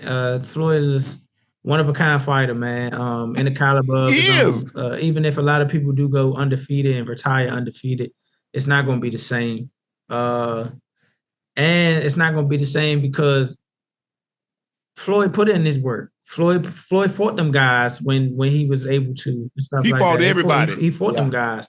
And he earned the right to fight who he wanted to, when he wanted to, whatever the case may be. That's just a once in a lifetime fighter. I don't know why the guys are not. Well, maybe I do. I'm gonna give you a little scoop. These guys are worried about the money that they can make if they told you if they still have a O on their record. They think that a blemish would knock down the value of their whatever they have in their contract or whatever they have presented to them, which is, crazy to me. I think if you put on a good enough fight, no matter if you win or lose, the performance is what matters. It's really what matters. So people gonna pay to see you fight. If you fight the good fights, that's what they're gonna pay to see it. They're gonna pay to see it. That's why pay-per-view numbers used to be so high, because people are gonna pay. They want to see certain fights. They want to see them fights. Mm-hmm. Look at Mickey Ward and Arturo Gatti. Ooh, that was jam-packed. Laws didn't matter. People still pay big money to see that because they know they were gonna get action. Yeah. But now, Lamont, guys like, you know what? Yeah, if I fought Lamont, I can make 15 mil. But if I fight this guy that I know I can whip, I can make 10. So why take the chance for an extra 5 when I can get this can over here and I can whip him for 10? So I just get me I get me 5 or 10. I get me 5 or 10 of these $10 million fight. Why would I need to take a risk for 2 of those big fights? I ain't gonna do that. But then, you got to think about that. Lamont, I told Unc the other night, we talked about this too, right? Not only do certain people not want to take risks, but you want to build it up until you get to the really, really good fight. So if you got, like you talk about the four kings back in the day, right?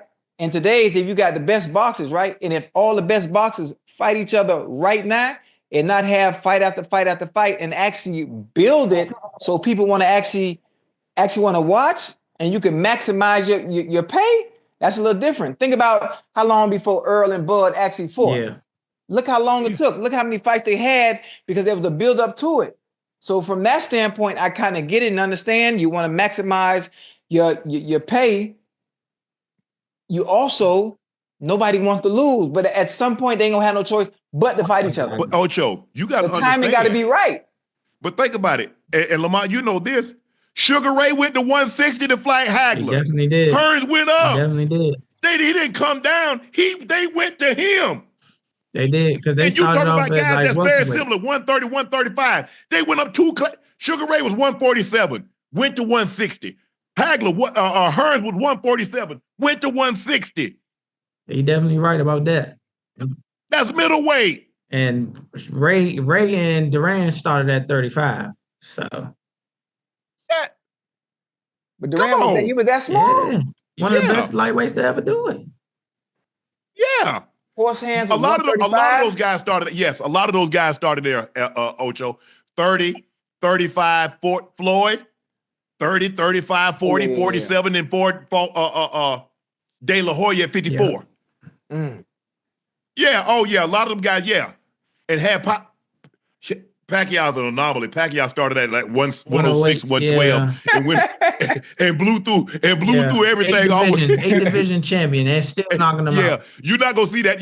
Even when you look at Armstrong, you look at all those guys. Nobody's doing this again. Nobody's gonna do that. Yeah. I mean, basically, you'd have to start at like 140 and go to heavyweight to try to clean out everything. and that ain't not happening at all. I mean, Roy was an anomaly. Boy. Cause Roy went from 60, 68, said it. 10 years straight. Middleweight, heavyweight. Roy was. If Roy had Roy just stayed there and not stripped the muscle that he put on to go to heavy, because I think that took a lot out of him. That took too much out of him. He probably should have stayed. He probably should have never come back down or just took his time. But Roy won the title, couldn't get nobody else to fight, gave the title up and came back down. and he wasn't the same after Tarver beat him that one time. He was never the same because he started getting beat by fighters that Roy would have mopped the floor inside of 5 rounds with him. Mm-hmm. Yeah. So what's next, Tank? I mean, excuse me. What's next, Lamont? What's Tank. next after this Tank fight? You say you want to fight whoever the big money fight is. Who? Hey, Lomo, Teofimo, Haney, Garcia, whoever. The champs at 135 right now are Shakur, Keyshawn Davis, and Lomachenko. Yep. So okay. That's who we're gonna be looking at after, you know what I'm saying, after I beat Tank. After I beat Tank in the rematch. You know, if them guys ain't available, then we gonna go to 30 and defend my 130-pound championship. So listen, out of those 3 you just named, who would you prefer to fight first? If you can't get all 3, if you had a preference. If I had a preference, I don't really got a preference. I would put a blindfold on and pick whichever one. It don't matter. That's what I'm talking. Why you talking? Whoever want this ass, hey, tell Lamont. Whoever want this ass whipping. That's who I want. Sure. Who want this ass whipping? Sure. Hey, as a matter of fact, I tell you what, Lomo, you gonna get it first. So you gonna get it after I get Tank. When I get Tank, I'm gonna get you at the first of the year. Hey, Shakur, I'm gonna come see you in July. Sure. And Keyshawn Davis, hey, at the end of the year or 27, I got your ass whipping too. It sound good to me. You hear me? Sound real good. Hey, man, I appreciate it. Congratulations. Great fight. Thank you. It wasn't the outcome that you had hoped for because you trained for 8 weeks, had a great camp, and you put the time in to win. It didn't go his way, but who knows what's going to happen July, August, when the next fight come around. Wish you the best. And guess what? Come back and join us again when the fight happens, and we'll see what happens after that, Lamont. Appreciate it. We'll do. Appreciate Thank you, man. I appreciate both of y'all. All right, man. bro. I'm gonna see you in DC. Man, no doubt. Yeah, get my contact. We bring you out for sure. All right, bro. Just body, because he need to talk. I So don't don't hit him in the jaw. want him to, you know. Yeah, that's what I want you to do. Yeah. Make it like, that's what I want you to do. That's what I want you to hit with him. Yeah, I got it. I'm make sure I record it too. We have it on the nightcap. That's what I need you to do. Record it. All right. All right, man. Appreciate that, Lamont. Have a good one, right, bro. Thank y'all, man. Joining us, I know it's late. I don't know if he's here in the A or he died in Miami. That's the biggest boss you ever saw. That's the homie, Ricky Rose. What it do? What it do, family? What it do, fam? What's happening? My 2 brothers, what it do? Bro, what they do, baby? Everything good? Man, everything good, baby. You know we shining on this side. Yeah, I hear you. Man, it's late. I'm sorry we kept you up this late, boss, but we had to get you all here, man. Tell us what's going on. I know the car show is in June, but you got something happening before June. Tell us all about it. Most definitely, the car show June 7th, but what we kicking off tomorrow in Louisville is the Millennium Tour. You better believe it. The Millennium Tour, you know, it's a lot of stars on the tour, but what made it exciting to me is me coming back out, bringing my new artist, Nino Breeze, back out to hit the stage. Trey Songz, Omarion, Bow Wow, Plies, Boosie. The list goes on. Chucky, y'all better rock with us. It's going to be special now. Ron, let me ask you this. When you go, you want to go on tour. Right. How do you decide the artist that you want to be on, that you want to go on tour with you? How do you like, I want him, I want her, I want this, I want that. How do you decide that, boss? Well, whenever I call the shots and it's my tour, it's usually somebody that I got a relationship with, gel with. And on the third act, you might want to throw something else out there just for the crowd, which would be a different vibe. Right. You know what I'm saying? Yeah, so this right here, this is the Millennium Tour. This has been a legendary tour that's been going on for many years now. And I felt it'd be good for me to come hit the stage. Nino Breeze hit the stage. We do it big, close it out, put our jewels on, put our gear on, do 5-way. You know how we do that thing? Oh, yeah. You know what I mean? So it's going to be crazy, city to city. Listen, boss, man, we've been friends, man. We got to be going on 20 years by now, boy. We got to be Plus. 20 years, man. Listen, you've always been known. I've been known to talk to you, in our own personal conversation, in your interviews. You're always dropping wisdom. For the people that are listening, what's the best financial advice you've ever received? Because you're one of the most savvy businessmen, and you're very, very good with your money. Because as an artist, I don't think people understand how difficult it is, and what you've been able to do and accomplish is maintaining longevity. Not just getting it, but maintaining it long term. Man, please tell the people, man, how you've been able to do it. Because not very many, as long as rap has been around, everybody hasn't been able to maintain longevity. Well, for Rose, it's the consistency. You know, I got my hands in 20 different things. Everything may not win as much as others, and some may not win at all. But when you win, make sure you win big. When you repping something, you hold it up high everywhere you go. That's why I love staying on tour, love going across the country, because when I go, my brands go, my teams go. And we rep all around the world, wherever we go. And that's how we do it. You know what I mean? Then when you come back home, buy you a little piece of land. They could make that car, but they can't buy that corner. They got to come see you to get that corner if you own that corner. That's what we talk about. But boss, if you think about it, boss, music might have got you started. That might be your foundation. That ain't where you make the most of your money at, boss. Facts. And that's what, look at Hove. Hove might have got started in music, but Hove got a whole lot. He a billionaire because of something else. It's definitely, that's what it is. The music introduced us to the world. Now you got to take it to where you want to take it to. And you got to earn it. But you got to turn it all the way up. And as long as you stay solid, keep your face clean, and you mean what you say. Yeah. Boss, when I look at you and I hear you talk, man, and I like brothers that get in paper but don't talk down about somebody else.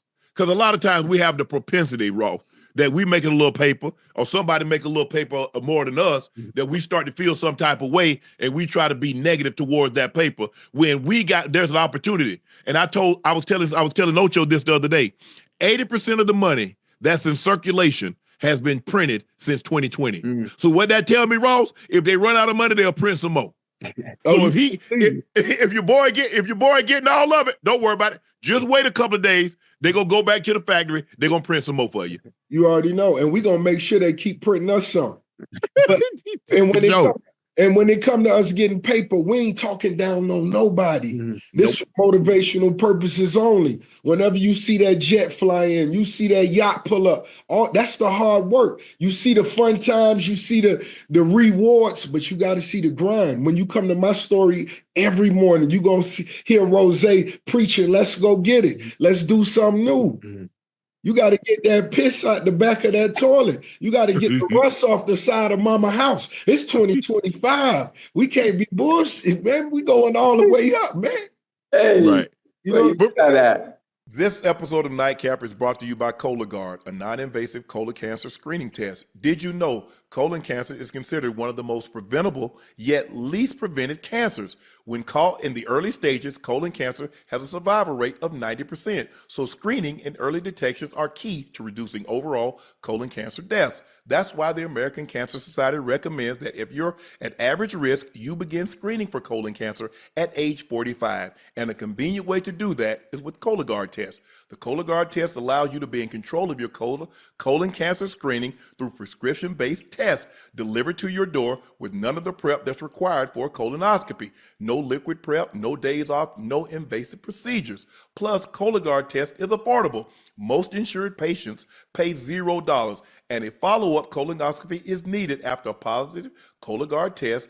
This is usually covered by insurance also. So if you're 45 years of older and at average risk, you can ask your healthcare provider about screening for colon cancer with the Cologuard test. You can also request a Cologuard prescription today at Cologuard.com/podcast. The Cologuard test is intended to screen adults 45 and older at average risk for colorectal cancer. Do not use Cologuard test if you have had adenemas, have inflammatory bowel disease, and certain hereditary syndromes, or personal or family history of colorectal cancer. The Cologuard test is not a replacement for colonoscopies. High-risk patients' Cologuard test in adults 45 to 49 is estimated based on a large clinical study of patients 50 and older. False positives and false negatives can occur. Cologuard is available by prescription only. Hey, listen, a lot of rappers athletes in general, athletes as well that are retired have gotten into sports ownership. You're a huge advocate for our Miami Dolphins, obviously. If the Dolphins ever came up for sale, would you be interested in buying the Dolphins? Without a doubt. That's without a doubt. Yeah. That's without a doubt. And if we make that happen, I'll throw in there me being a water boy. You know what I mean? I throw that in. Hey, listen, check it. If you were able to be the takeover for Stephen Ross, and you were able to be the GM, what's the first move you'll make for your Dolphins? You be honest.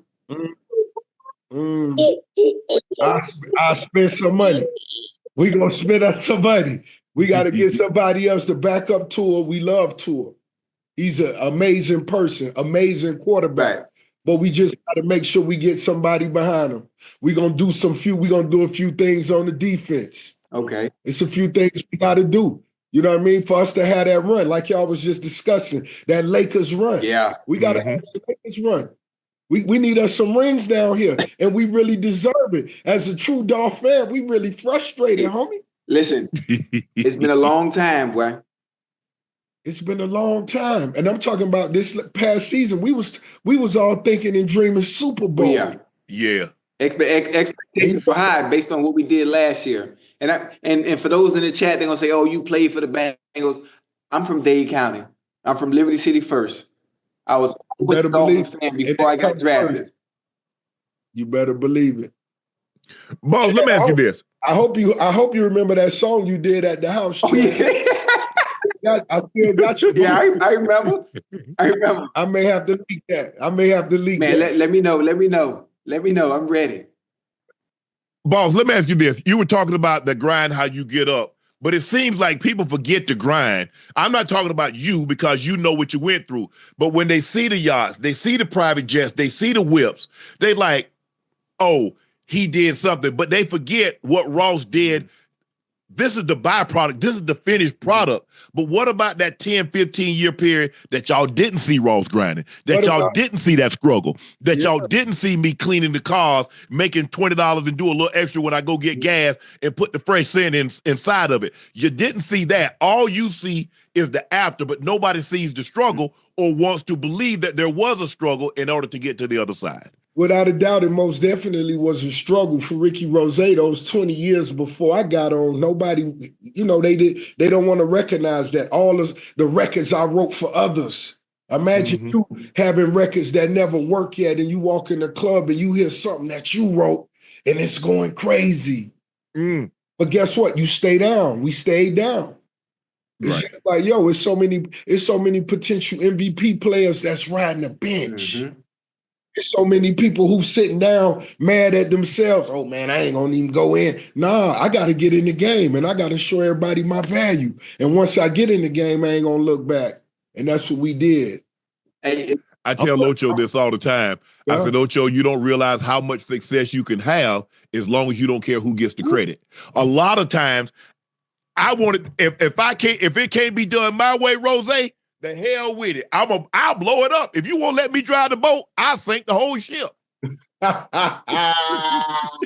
It's so funny. Hey, and now that you mentioned it too, Unc, you talk about when it comes to athletes or anyone that has any type of success, a lot of people are looking for instant gratification, not understanding the process that goes into it. Anything that you get right away, it never lasts. Ross, you probably remember, you told a story a long time ago. I had no idea how long it took, how long you was in the game before you even saw real money.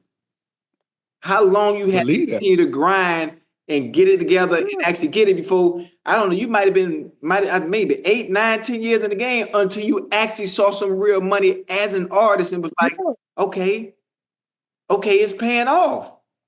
And now everybody see the finished product, the jewelry, the houses, the car, and not understanding how long it even took to get to that point. Oh, believe that. It most definitely took a long time. And it's like when you're doing it for love, you're doing it out of passion, that it won't allow you to quit. Right. You got to find a way to love whatever it is you're doing. Even if you're getting up and you shooting your content 2, 3 in the morning, you got to get up and love it. They going to feel it in you. They going to see it in you. And that's what it was. It wouldn't allow me to quit. So after I got on, as soon as I could do my first show for $200, $300, $500, that wasn't much, but that was progress for me. Yes, and it was more than enough to feed my love. So I wouldn't stop. And here we are right now. And that's what happens. When people ask me, Ross, man, give me some advice. I say, find something that you're passionate about, because that's what's going to get you out of bed. That's what's going to make you focus and lock in to do what you need to do in order to get done what you need to get done. Find your passion. I think I want to do this. Well, see, the minute you tell me you think you want to do something, you're not passionate about it, because what you're passionate about, you're going to do. Absolutely. And you know, and you're going to win, and you're going to win big when you're passionate about it. Absolutely. You're gonna look forward to doing it. It's just like laying that outfit out that night before school when you take the brain. Yeah. You gotta lay the outfit out, because if you don't put it out the night before, you might be rushing. You might wake up a little late, bro, and you might not have the outfit. But at night before, I lay that thing out. Them Lee jeans was crispy. Stars that Niagara starch on them. You put the socks in the shoes. You make sure they right there. So just in case don't nothing get. Hey man, I'm ready. I'm ready. And when you get to school that next day, trust me, you're a different individual. It's gonna be priceless. Man, look here. I'll be so clean the first day of school. If a fly light on me, I'll cut his throat. You ain't got no business on me. Now you know I'm too clean for you to laying your ass on me. Hey, Ross, let me ask you. Like when you started this thing, obviously everybody knew you from the music, but you weren't satisfied with that because you felt that, okay, that's my foundation. People know me for this. But you know what? Since y'all know me, let me see if y'all want to do business with the boss. Hey, Wingstop, get at your boy. Get at your boy. Get at your boy. I'm going to tell you, that's what Luca been doing. Luca done got around some right homies. He been eating them lemon peppers with that ranch dressing. Yeah. I'm telling you right now. I'm telling you, that's what it is, man. And once I went out, I did business. Once Wingstop seen it, Checker seen it, all the other brands, Bugatti luggage, everybody else started falling in place. I ain't dropping the ball. We doing potato chips. Let's do noodles. Okay, we did an amazing thing with Wingstop. Let's take it to the next level. Let's create our own chicken that's coming next. Hey, how difficult is it for, obviously you have to have some type of foundation, some type of background, have to have some type of success behind you. But when it comes to working with brands of that magnitude, is it difficult to get involved with them? Well, after you establish a certain amount of success, they can't see your vision when you go down and lay out, look, this the idea I got, this what I want to do. I mean it, I love it. And besides, like me, I bought my first franchise, went to my second, my third. You know, they sitting back watching. Damn, when he gonna stop? He at 20, he at 25. Hey man, you understand? So they understand my my passion, how hard we went, and how amazing my team was. Yeah. Understand? So once they understand and know you got the team, they're gonna let you run with it, especially if you really get money. That's what it's gonna come down to. Who gonna really rep the brand and get some money?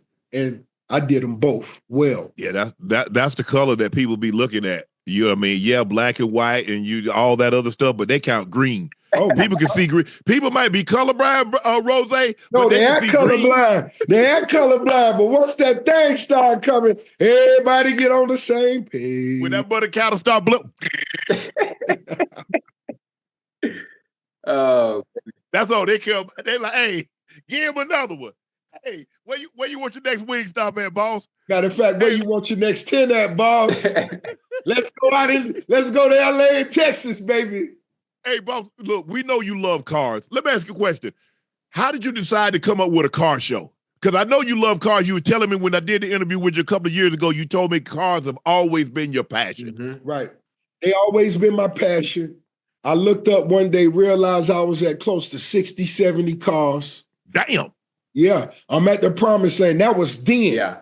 I'm at the promised land. We at 250 plus acres, and I find myself looking around. Ding. Let's do this.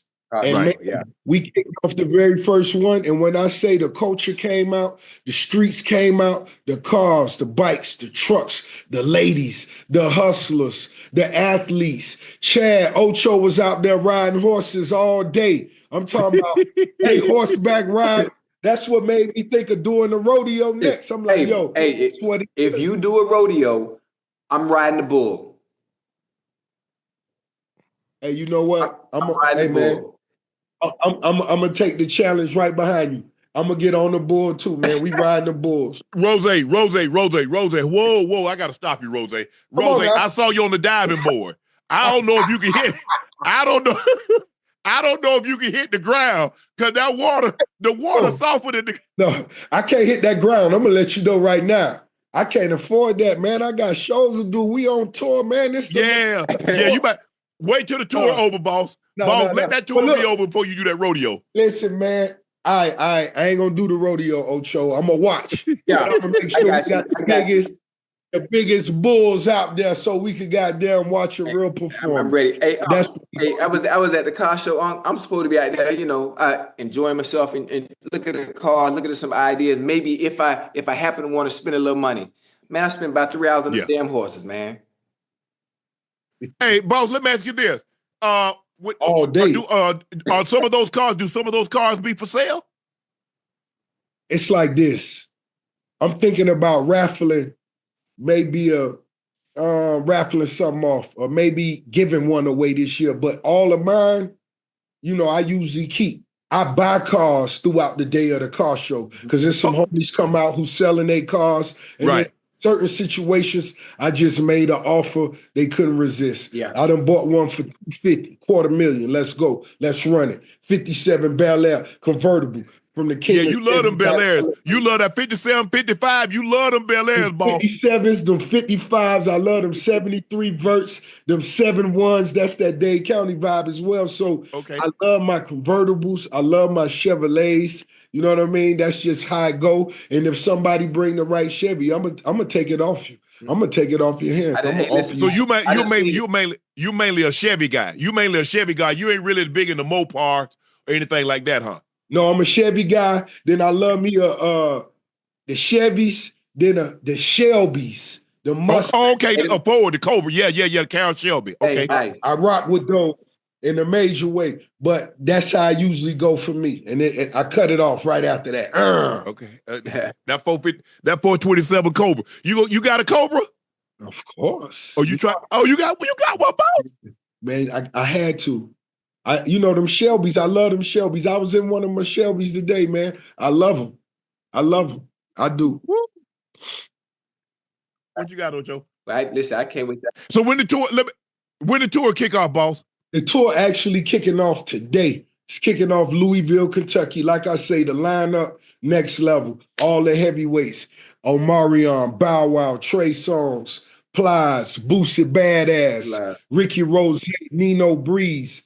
We going all the way out. This tour, I'm going to enjoy it. You know what I'm saying? I'm going to watch the homies do their thing. I know the ladies going to be in the crowd. I'm going to come out there, hit them with hits back to back. Bah, bah, bah, bah.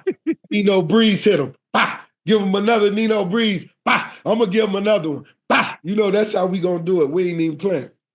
That's loud. Hey, boss, I appreciate you staying. We appreciate you staying up. Nightcap, really appreciate you staying up late. We know it's probably past your bedtime. The tour kicks off today. So, hey, bro, thank you for your time. Y'all make sure y'all go check out the Millennium Tour with the boss, the biggest boss you ever saw, Rick Ross, Trey Songz, Bow Wow, Plies, Boosie Badass. Nino Breezy. Better believe it. It's going to be crazy, man. Y'all better pull up Louisville, Kentucky. Get your tickets right now. Be there tonight. Ricky Rose, I'm going to wear me one of them big coats coming out there. Huh? Hey, appreciate that, boss. Enjoy, man. We'll catch you down the road. Thanks for joining us. Y'all keep killing them, man. Y'all #1 in the streets, #1 in the game, #1 in the world. Don't stop, baby. Yes, sir. Yes, sir. Appreciate that. Salute. The biggest boss. It's too easy. I didn't get your feelings on this because you the way you handled this was very, very, very perfect. You had two friends kind of get into it a little bit. How'd that feel? Who that? LeBron? Yeah, and man, I know that put you in a little pickle, man. I know that put you in a pickle. Pat, man, look here. Stephen A. is Stephen A. LeBron felt that Stephen A. crossed the line because he questioned him as a father. you're not questioning Bronny's skills. You're not questioning my skills. You're questioning saying I'm doing damage to my son by having him play. Bro, he's the 55th player. I mean, there's only 60 players selected. They make it seem like they took Bronny at the lottery. Right. And plus you have to understand, the man had a major medical issue. Give him some time to recover from that. Now, if in 3 years he's still melting around, okay, it is what it is. Maybe he's a career G leaguer. Maybe he's a serviceable role player. But for me, once it tells me a lot for LeBron to do what he did, because LeBron has swallowed a lot of stuff for 22 years. For him to approach him in a public setting during a timeout of a basketball game lets you know just how upset he was. He said what he said. Stephen A said he understood. Cool. Yeah. The problem that I had with Stephen A, and I told Stephen A this, bro, you should have left that alone. Once you say you understood it, but when you made the rounds and you said what you said on Gil's Arena and you went to other platforms and then like you added yeast to the story, that's why I was out on it. I mean, Stephen A, my guy, we talk about a lot of stuff, not just, first take stuff. We talk about a lot of stuff and he's helped me, given me some good advice, and I like to think I've given him some. I just wish whatever happened that Friday night or whenever it was, that would have been the end of it. We made a good case on our pod. We made a good case. People should be judged case scenario, right? Right. Talk about the talent, right? Right. Talk about me not being good. Talk about, criticize me, right? But don't criticize me because of who my dad is. Right? Like you say, I'm 55th pick. Ain't nobody talking about these two bum-ass motherfuckers that was number 1 and number 2. Exactly. That's losing every game. We don't even know. Look, we talk about Bronny so much. People forget that he was the 55th pick. People forget who the first 3 picks were. Hell, I couldn't tell you. I mean, hardly any of the picks. My point exactly. You feel me? So when you dealing with that, right? And one thing I like about the James family, the way they take the criticism is absolutely. Everybody ain't built for that. No, Pat. Remarkable. Yeah, but also, Pat, you got to understand how long they've been in it. How long they've been in. So really, after this long, you got to think the pressure's been on LeBron since what? Coming out of high school. Since he was a junior in high school. He burst on the scene when they put him on cover on Sports Illustrated, said the chosen one. Yeah. So he's 40. He's 40 now. He was 16 or 17 then. So that's been 23, 24 years. For damn near a quarter century, he's been in the public eye. Yeah. So and so it's just like any parent. If you're in a situation and you can help your child, who doesn't? We see these CEOs and presidents and these owner companies. What did Jerry do? All of his kids, ain't nobody say nothing. Well, Stephen ain't qualified. Charlotte ain't qualified. Yeah. As a parent, that's what you do. You try to put your kid in the best situation. And then it's up to him to make the best of the situation that you put in. We got the blueprint from them. That's what we got the blueprint. Oh man, I see these CEOs, they doing this, man. Okay, man, this person deserves this job, but they go hire Cuzzo over here. Cuzzo ain't really did nothing, but they still go hire. Okay, cool. We sealed all that thing. So let's do the same thing, right? I mean, collectively, longevity. You talk about legacy-wise.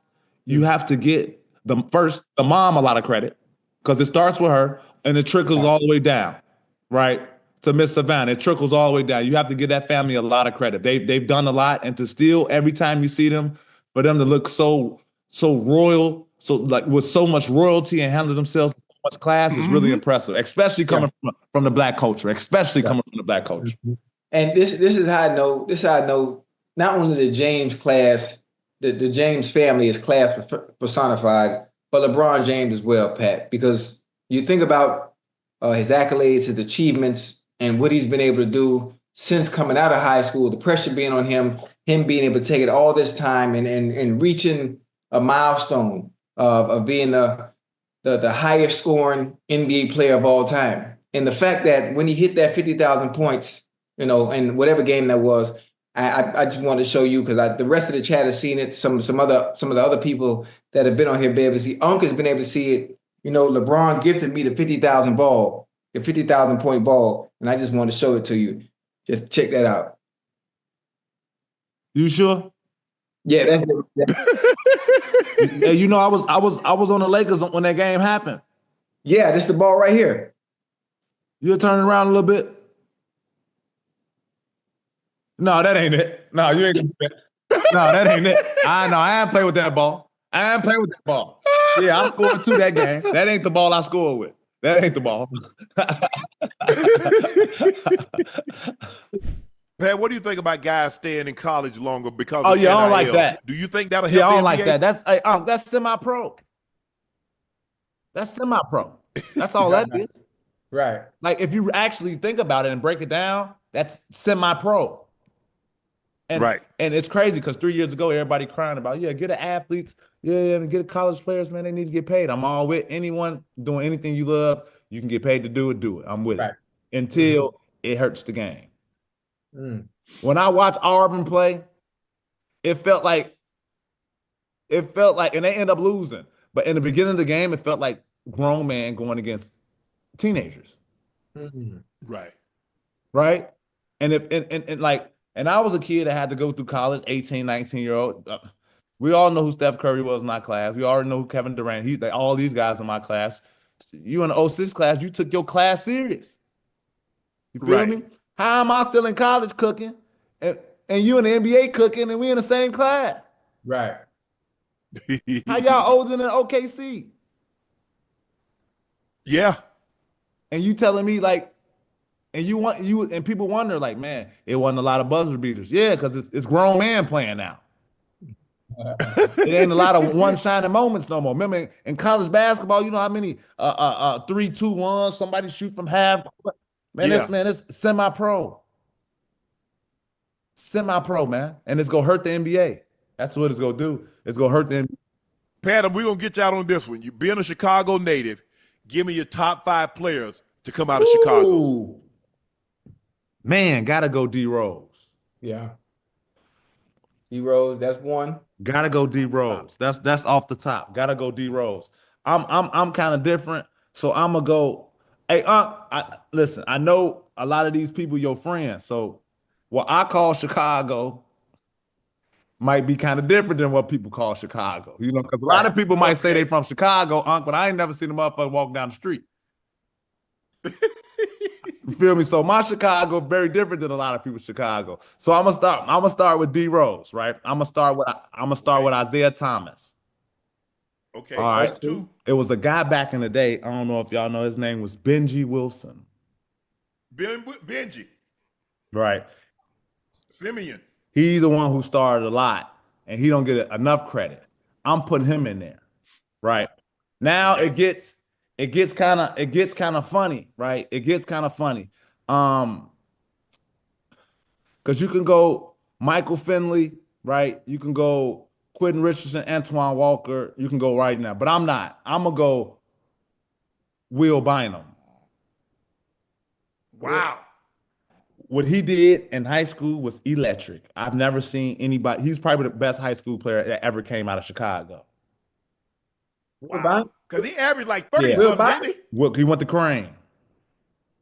Yeah, I'm talking about I was a kid running up to the school. I'm running up to the school hoping to get in the game, right? Hoping to get in the game. And then I gotta go. I gotta give it to him. I gotta give it to. It's tough, because I can go Anthony Davis, I can go D Wade, I can go, but I'm talking about the Chicago. So I go Anthony Davis. Wow. But my Chicago different though. That's all. You feel me? Like the other people that say they're from Chicago, it's a 45-minute, 33-minute drive from where I'm at to them. You got to be from the south side or the west side to That's be all I'm saying. Chicago. That's all. And I don't want to step on nobody's toes because there's a lot of people that say they came out of Chicago, but from the west side of Chicago, only person that I kind of know that went to the NBA is me. From Chicago. Right. I got you. I got Right. you. That's I got all. So, but if you want to go other Chicago, I'm gonna go D Wade. I'm gonna go Anthony Davis. I'm gonna go D Rose. I'm gonna go Isaiah Thomas. I'm gonna go Antoine Walker. I'm gonna go those.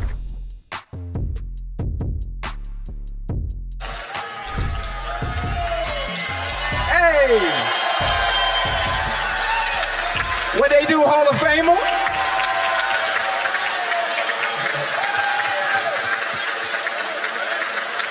What they do, Hall of Famer?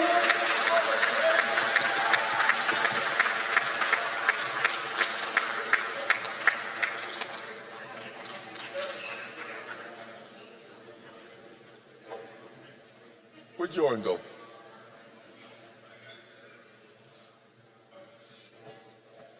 Man, y'all clap it up, man, for Sterling Sharpe, man.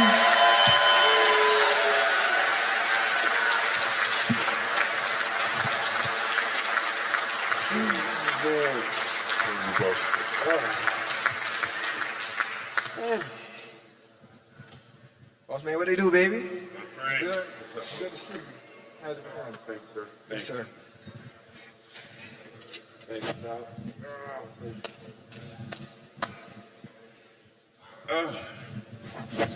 No. Get back like you were. Yeah, my knee's bad. No, my knee's bad. Thank you very much. It's been a long day and even longer trying to get here from over there, but thank you for staying. Hopefully we can get you out of here shortly because I got to get up early in the morning again.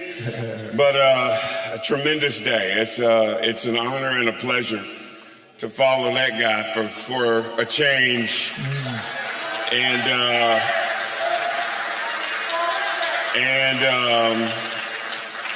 being the first brothers inducted into the Pro Football Hall of Fame. That's loud. Don't you cry up here. Don't do that. I want to know, you have to tell the people out here, understanding and knowing all you've been through, where y'all come from, what it took to make it to the NFL, the struggles having to lead a game early, what this night means to you.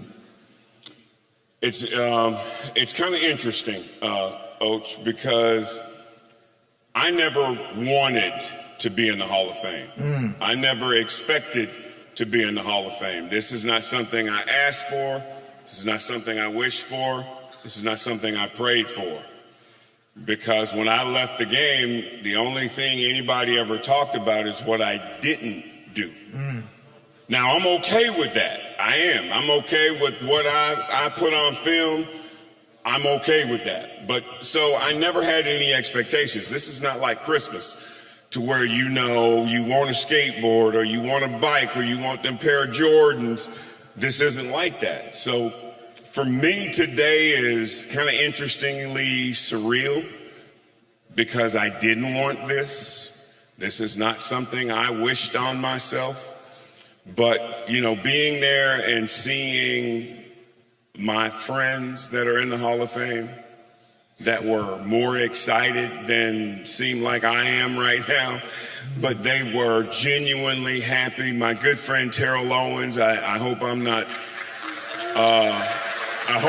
doing anything wrong by putting Terrell's business in the street, but T.O. cried. T.O. and I go way, way, way back to before he even got in the league. And he was so happy for me that he and I had about a good 45-second moment to where we just kind of got wrapped up in each other and the history and the time and all that. So it's been a really good day, Oach. But let me tell you, I haven't gotten there yet. It's gonna take a little more time to get there. Yeah, congratulations. Thank you. Thank you. And I know, hey, it's been a long time since you've seen that guy speechless over there. Yeah, you know, your little brother loves you, man. Yes, he does.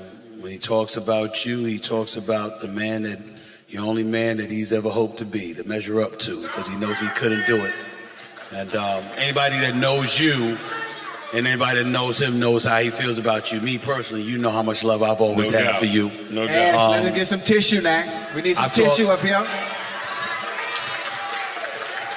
For those of you who might be too young to remember, we religiously talk about Jerry Rice being the greatest receiver in NFL history. Those who know football, before T.O., before Randy Moss, we would all mention him because he was that sensational of a wide receiver. He was big time. And so to then watch you transition into the business before your brother did, you did a hell of a job talking the game of football, teaching the game of football, working with cats in the industry and showing us the way as well, and had that pedigree. There's so many people that followed, that played in the NFL and now doing television. You were doing it before most, and you were doing exceptionally well. And so for me to see you have this day, Thank you. Thank you. is well deserved, and I'm just happy for you. It's long overdue. Thank you. But it's here. Congratulations. Congratulations. I think the thing is why I get so emotional when people ask why.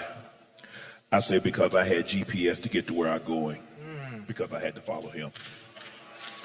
You see, he did what he did with no navigational system. He had no MapQuest. He had no Google. He had no instructional manual. I had all of that because I got to walk in his footsteps. A lot of what I learned, almost everything that I learned from him. My grandfather was very, very hard on my brother. And I didn't understand why until my grandmother said, Barney, why are you so hard on Spanky? That's what we call him. He said, Mary, everything that little one is going to learn, he's going to learn it from him. It's his job, because we're not going to be around Mary long. It's his job to teach him how to be a man. It's his job to teach him right from wrong. He's going to follow everything that he does because that's what he sees all the time. For my brother to do what he's done with no guidance, with no instruction manual, to get to where he got, to get me to where I got.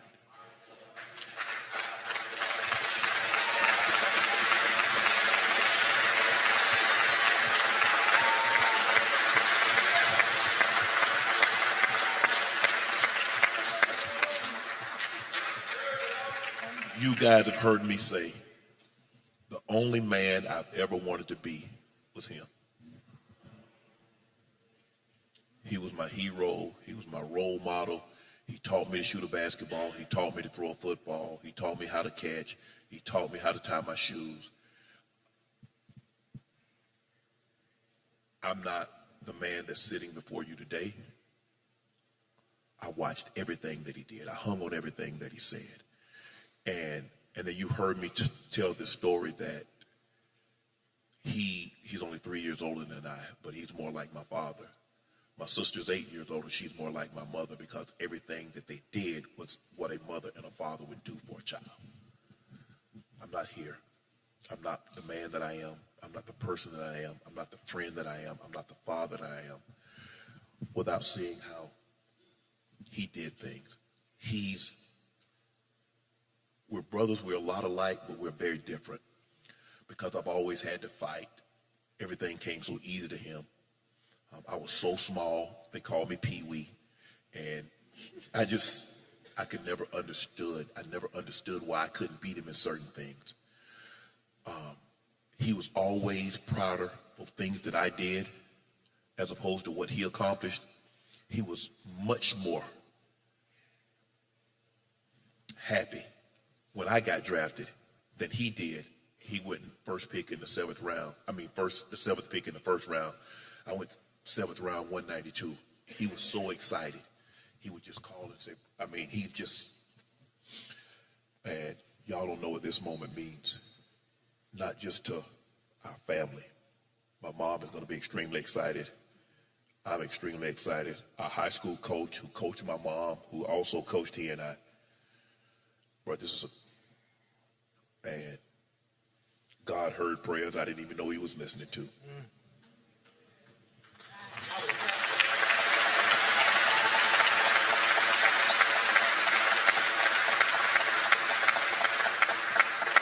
There'll be a time that you and I'll have a conversation. We'll talk, mapping everything out, guests that you want to bring, and the party and the entertainment that you want. Bro, I've said it before. Would give every dime, take myself out of the hall just for you to be in.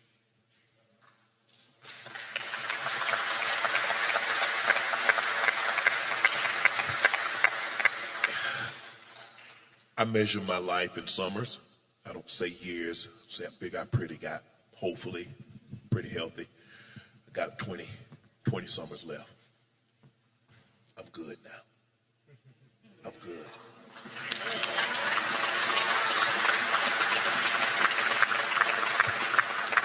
I love you.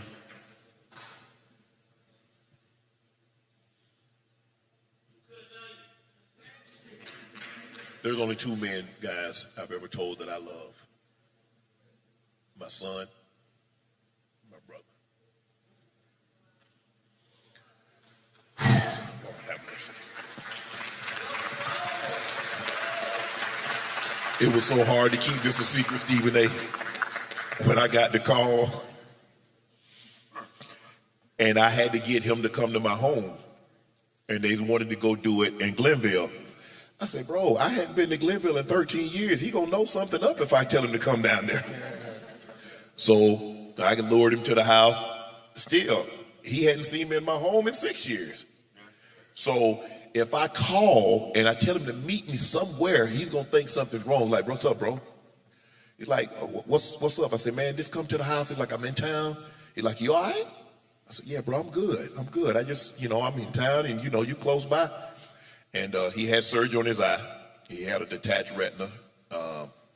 He had a bubble placed in his eye. He almost lost the vision in his eye about 3 months ago. And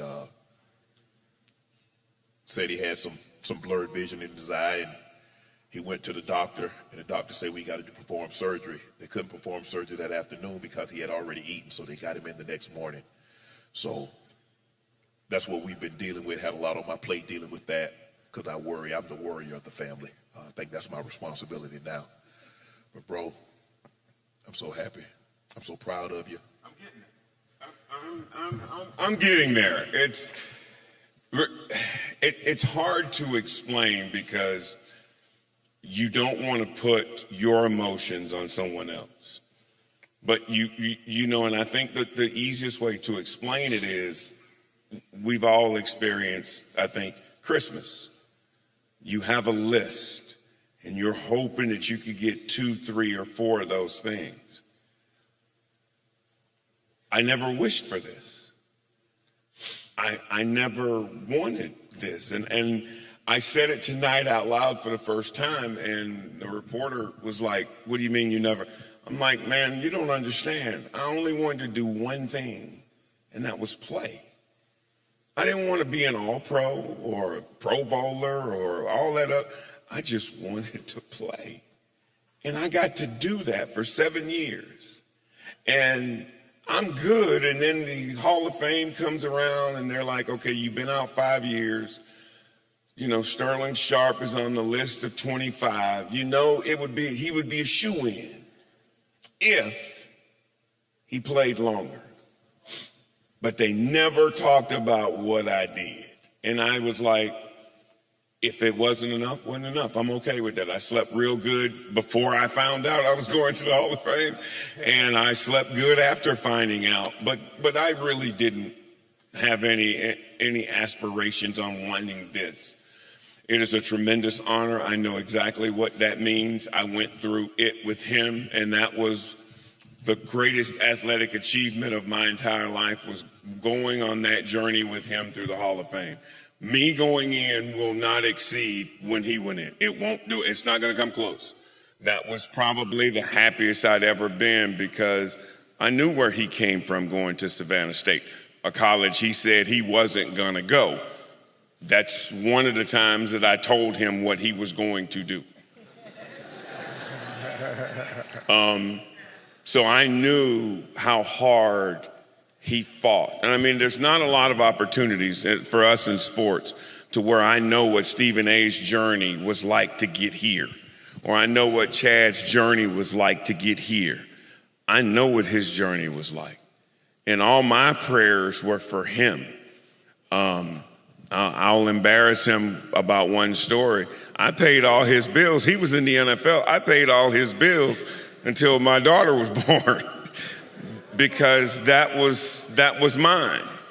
Because I wanted him to always have better than what I had. He had a Mercedes before I did.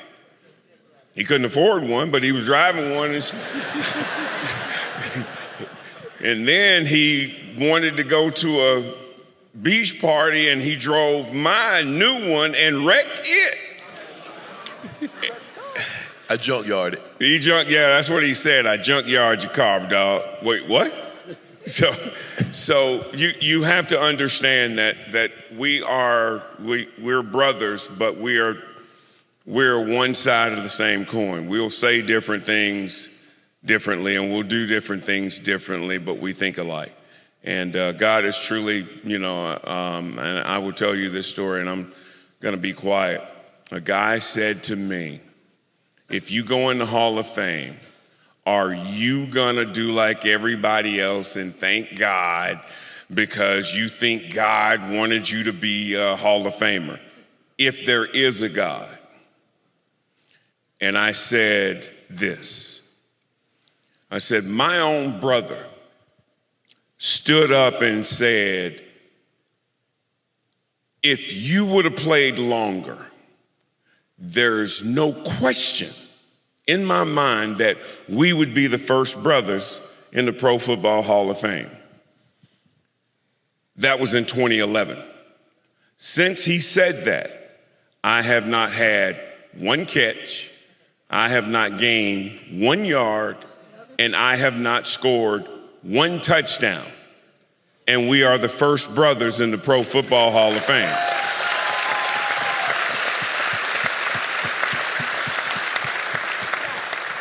So you tell me if there's a God and that I should give him some glory.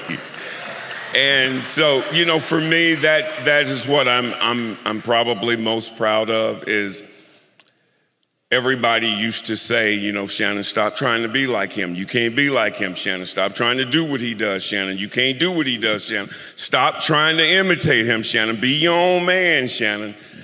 I am so happy to say he didn't follow me around. I followed him.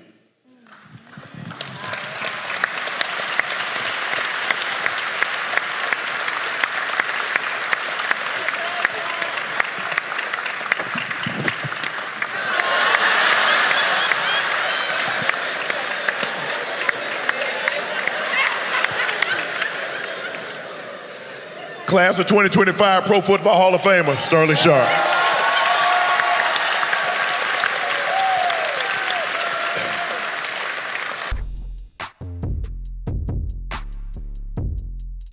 Jim Jones is joining us as Ocho was bringing him in. Jim, how you doing, bro? How you feeling, my brother? You good? Yeah, I'm good, man. Life is good. God is good. I can't complain. Yeah. So talk to us a little about this music thing. You've been in this thing for a minute now. So talk about Jim Jones of 20 years ago, Jim Jones today. Have you noticed anything different in the music industry? Have you tried to do anything different with your sound to keep up with the way the industry is headed? Oh yeah, the industry has changed tremendously from when I started. There wasn't no social media for one. Yeah. When I started in 2003 with my first deal, and even before that, when Cam started with his deal. So these kids got a bit of advantage when it comes to marketing and promo that we didn't have. They had access to a lot of information that we didn't have. A lot of people say it works against us, but I think it works for us in watching the way that these kids work in the present day and things like that. I've learned a lot from them, from how they carry their music, from how they sell their music, and from how they market and promote their music.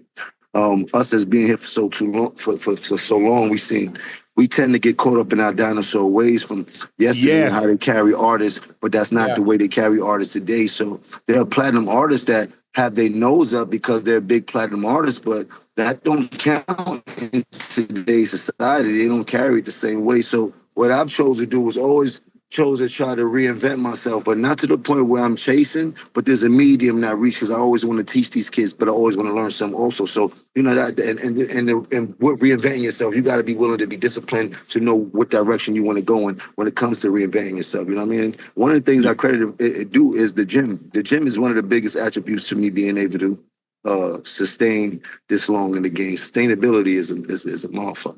Mm-hmm. Jim, let me ask you this. And I hear this a lot, especially in music. And I see this in television and entertainment, actors, actresses. It's like, man, every record that he put out, it sounds the same. Okay, he does something different. Man, he don't sound like the old guy. He don't sound like he used to. Okay, an actor, they try to do a different role than what we're used to seeing. Man, I like when he did that. I don't like this new. So you want the guy to change. You want the individual to change and give you something different. And when they give you something different, you say they don't sound the same and you don't like it. So how does someone win? Now, the person that I have the utmost respect for and what she's been able to do is Beyonce. Beyonce is as big as you can get in one genre. And she says, you know what? I'm going to go over here and I'm going to do this. I mean, it takes some chutzpah. It takes some guts, Jim, to do that. I mean, she like Michael Jordan. When Michael Jordan left the NBA, he went to the NBL, the Major League, and MLB, the Major League. He tried to play baseball. Yeah.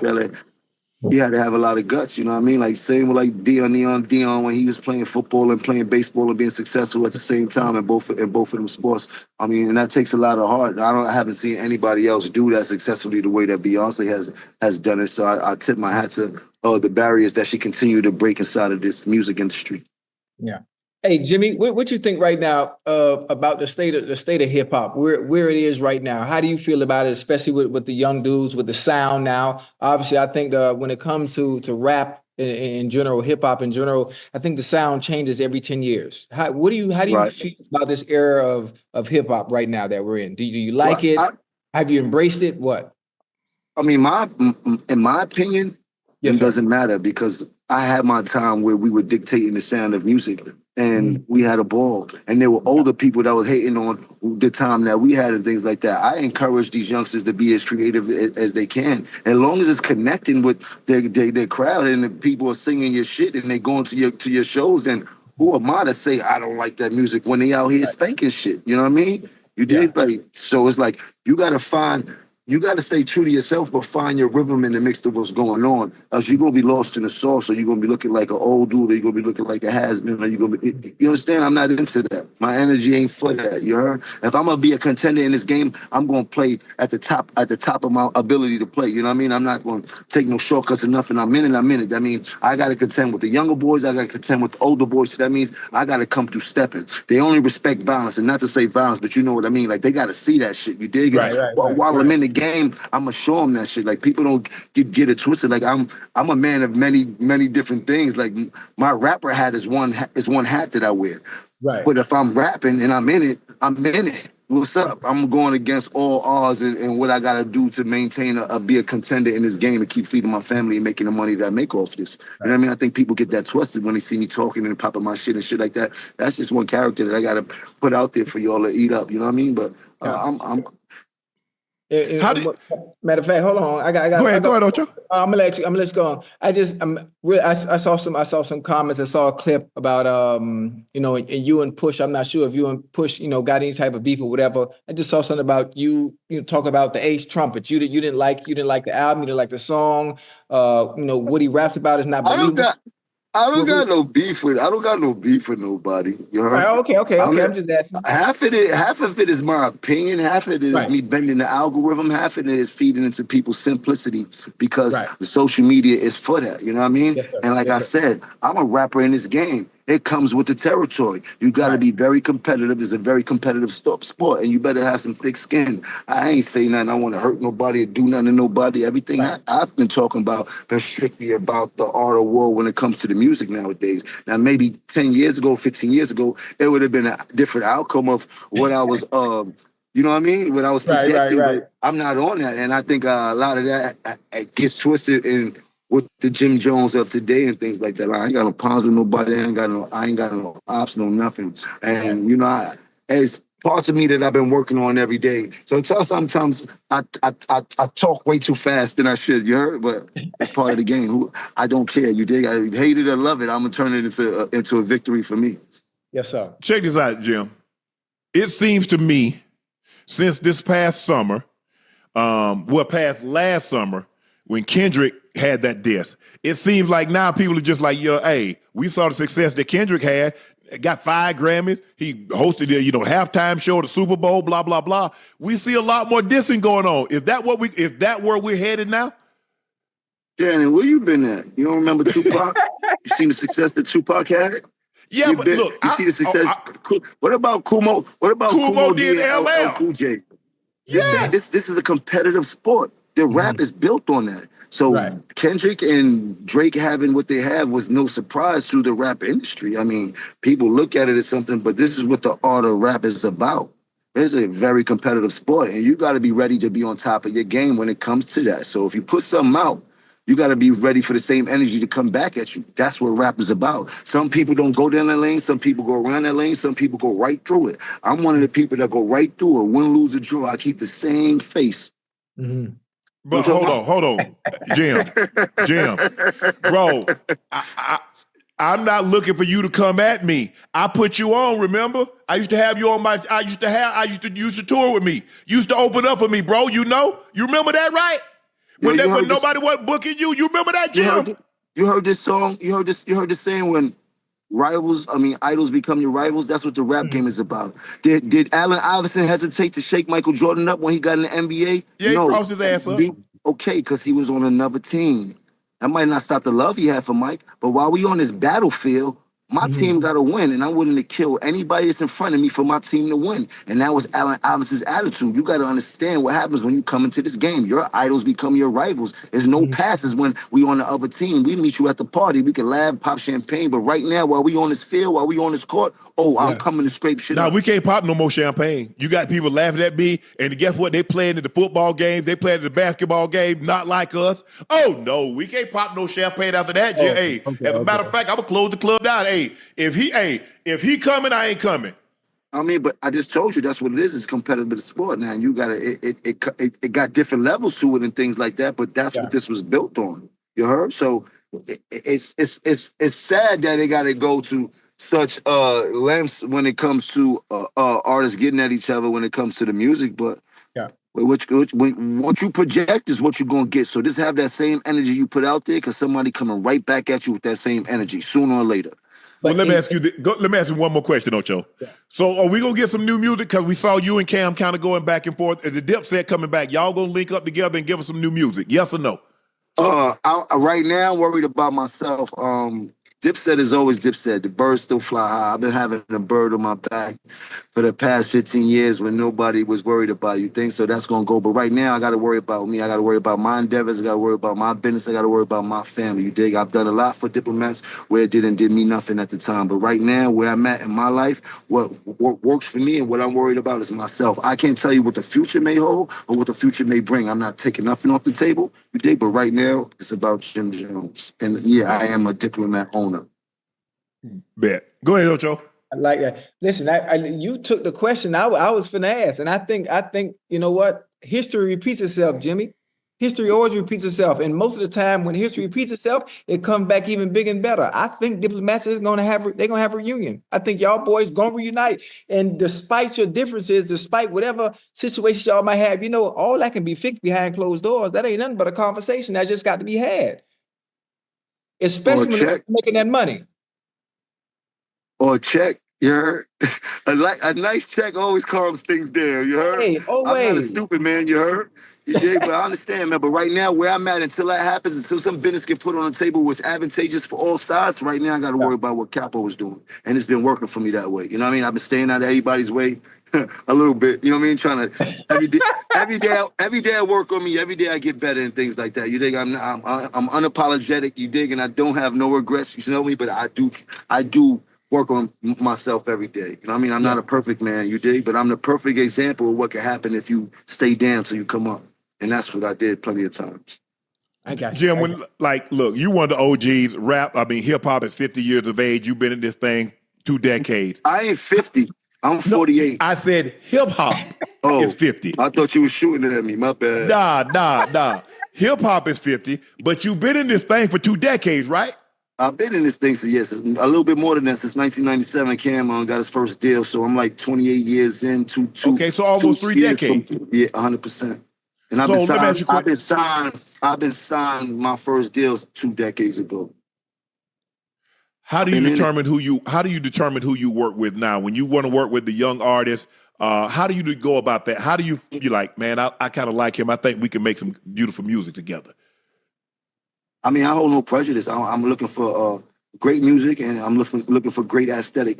Music isn't everything in today's world when it comes to music. If you got a lifestyle that you can sell, these kids can buy into, then that's just as good as having a great hit song and things like that. And that's how it worked for me. So it's a combination of things that I look for to work with the artist or to do business with the artist. But as far as doing music with the artists and things like that, obviously I'm a lover of music. So if I hear a record that I hear and I think is dope and I think the artist is dope, I'm gonna reach out to him. How do you stay motivated? We lost him.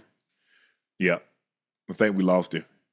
Oh, damn! That was good. I was enjoying that, bro. Hey, I'm thinking about rapping, man. Shoot, man. What you think? Oh, Ocho? What you gonna rap about now, Ocho? Who, me? Yeah.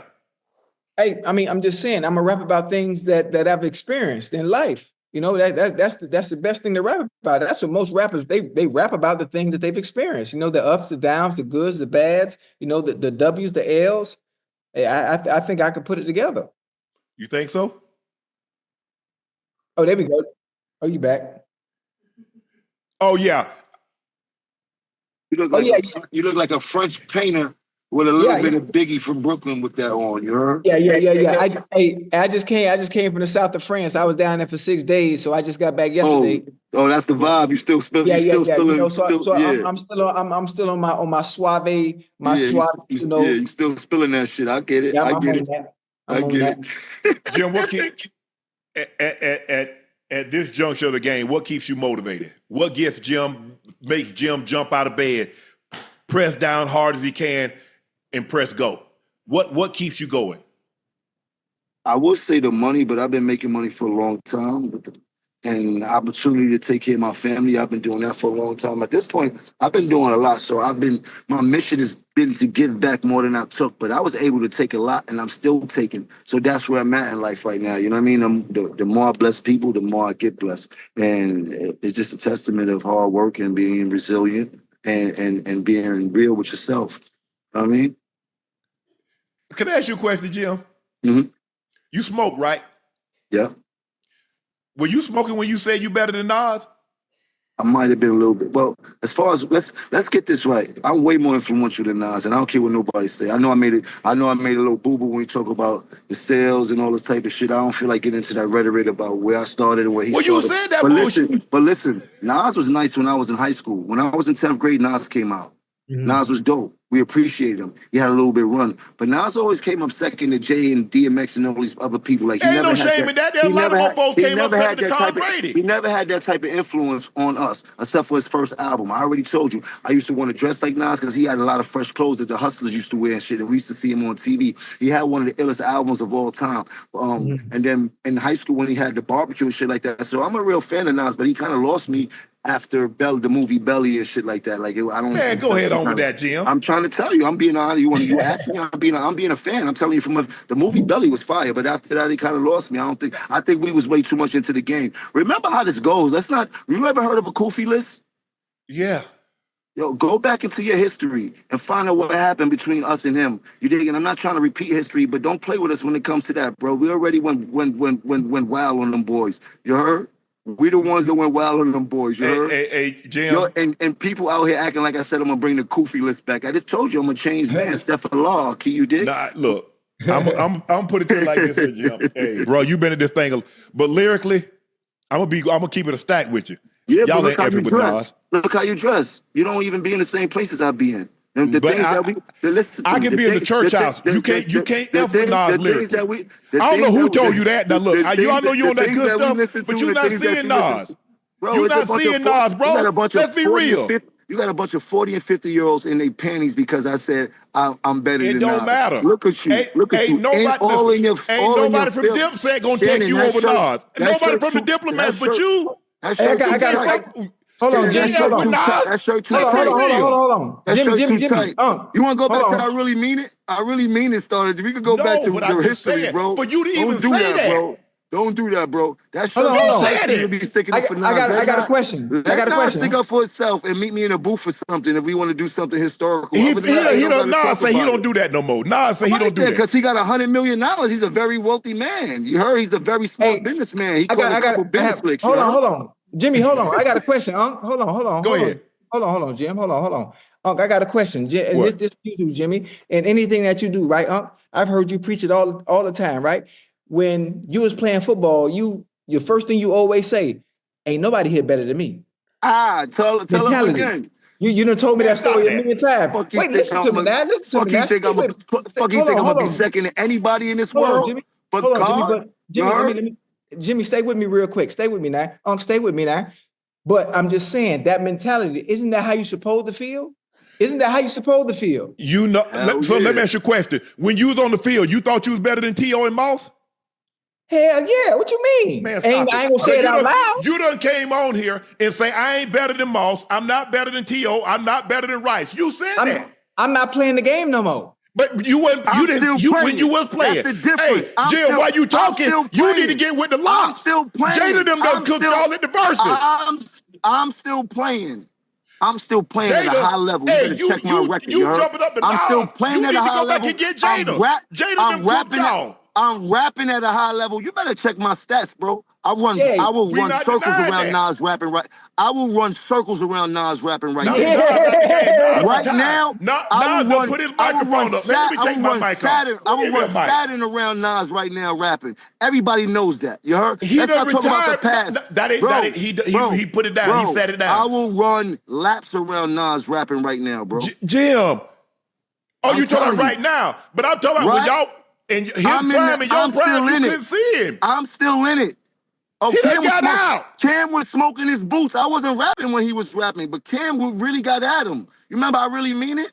We've been getting at them boys, but this is not about that. Right now, 2025, I'm in the game still rapping at a high capacity. If Nas wants to smoke, come in the booth. I will rap He don't want circles no around. smoke. He enjoying that 150 million, 200 million he done made. Okay then, so then leave me alone while I'm on the field. You was effing with him. He wasn't bothering you. I'm on the field. I'm picking on whoever, whatever. I don't care. I'm on the field.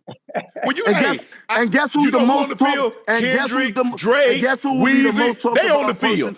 You need to call like Drake. Guess who would be the most talked about person? You need to call like Kendrick. You need to call somebody that's still in it. He ain't in it. Why? Kendrick ain't my age. Kendrick ain't my age. I wasn't dating my era. That's not my era. He retired. Have you ever heard of retirement?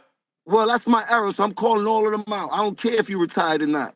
Deal with it. If not, meet me in the booth, Jack. You heard? Meet me in the booth. And I'm just talking about for call Jada. Let's get this right. I'm not mad. It's about the sportsmanship of the game. People know I'm a very aggressive person, and that seems to get misconstrued when I'm talking my shit. I'm just talking my shit, you heard? Let me talk my shit because I am on the field. If anybody got a problem with that, they can meet me on the field. That is the booth. Anybody from that era. Anybody. Hey, you know what? Anybody from that era. Anybody. Well, you and Jada in the same era. Anybody from that era. Don't try you ain't seeing Jada. Stop that. Stop that. Anybody from that era. Stop that. I'm not scared of nobody. Man, see you speeding right now. Anybody from that era, Hey, I'm put not the brake scared of assist on. nobody. Hey, I told you. I got to put the brake assist on. You daily. speeding, I'm so I in got the to slow you down. I'm in the Listen. field daily. In the Hold on, booth Jimmy. daily. Anybody want to work out, tell them come to the field. We got this is the perfect opportunity. You're not even paying attention. Your antennas ain't up right now. Listen, he said anybody from his area, anybody he in the field, right? Shit, we can have our own verses on our own nightcap verses. Nah, I got Nas and Jada. It's deeper than the verses. It's about who making music. Meet me in the booth. Put the record up. Give us a time to do the record by. Give us a subject, and let's see who gonna smoke who on the booth. Yeah, it is. That's it. Man, come on. It's about the sportsmanship. It's about the craftsmanship. Fuck the numbers. Fuck the records. You heard? Because we both got records that can smash. We both got... Nigga, meet me in the booth. Fuck all that old school shit. We're playing on records from 20 years ago. I am not nostalgic, nigga. It's 2025. Yo want smoke? Meet me in the booth. Set it up, and we could do it for money. Labels that pay for it. How y'all want to do it? We can make a spectacle out here. You heard? I got it. Let's I'm go. a sportsman. You heard? Yeah. I got Nas. I got Godson. In the booth. Well, get him in the booth. Come in the booth. I got Jada. Listen to me. If you get anybody in the booth, I will pull up by myself. On my why would you want to pull over the team? They can't help you. When you get on that mic, they can't help you. When Jada and Nas start spitting, who you gonna get to help you? Hey, Unc, you're not seeing the vision, Unc. I'm seeing the vision. Unc, you're not seeing the vision. That nigga his shirt There's an opportunity. Tight. You gotta start buying baggy your clothes, big fella. You too big, man. You talk about you in the gym. Now you want to get me? You want me to see me in the gym? Oh, we could do Since that. you like to talk that ish, now come see me in the gym. We talking about working out. Me in the gym. We talking about working out or strength? What you talking about? Working out or strength? Work however you want to do it. We talking about since you got money. And we talking about put your money where your mouth feels. So you talking about working out? Run them stacks. You talking about working out? I burn you. You talking about working out or strength? Because you probably can lift a lot more than me. Whatever. You're bigger than me. You're probably stronger than me. But if you talk about working out, I burn you. This ain't what you do. This ain't what you want. You are doing good when you talking about Nas and Jada. You don't want to see this. You better check the stat. You don't check my stat. You better go to my IG. Set it up. Man, please. Ocho, set it up. I'll be the, I look for dump truck guys like you. What you want to start on? You small. You ain't in my league, What you want to start on? How you want to do it? You ain't in my league. What you want to start on? You ain't in my league. You too small. You too small. Hey, Jim. You want to put a trainer in between? Don't back out. Do not back out now. Do not back out now. I'll come to Atlanta tomorrow and give you one. This you. Bro. You too small. Bro. You not talking. You talking a lot. What you want to do? Stick to what you do. Stick to what you do. You good on the mic. I won't take that away from you. But stay out the gym effing with Shane. You say some money. Do you want to do it or not? I want to compete too. What we doing? Because neither one. Start with Ocho. You can't. You don't get to come into the room. Let me tell you one story. I'm going to tell you one story. How I met Antonio Brown. My son said, Antonio Brown live up the block because I live on the beach and shit like that. I'm like, who is that? He showed me to him. I DM'd him. He like, oh yeah, your son play football. Come get this workout. So I get on the beach. Cam Newton and like a few other NFL players. I ain't gonna say nobody's name. He made two of them go home because I finished the workout before they finished the workout, bro. Do not play with me. I'm a beast, nigga. I will go crazy on you, Shannon. Yeah. Shannon, I will go crazy on you. What do you want to do? You want to work? You want to work out or you want to do strong shit? You heard? Yeah. Because obviously you can lift longer than me, but you can't work out with me, bro. I'm a beast, nigga. I'm a beast. Yeah. You can't do one muscle up, nothing. You can't do nothing with me, bro. Dude, you weigh 150 pounds. You should do muscle up. I weigh 195. Hey, I weigh 195. Hey, Jim. You a lightweight. You better go to my Instagram. Go to my Instagram right now. I work out every day. I post it. I don't post it. Don't play with me. I work out in secret. I post it every day, nigga. What's up? I don't post nothing. What day you want me to come to Atlanta? I ain't even in Atlanta. I'm going to come see you. Oh, come to New York. We got gyms. When you want to do it? Man, the little you want to do rat. live on the show? You want to do it live on the show? 30-minute workout?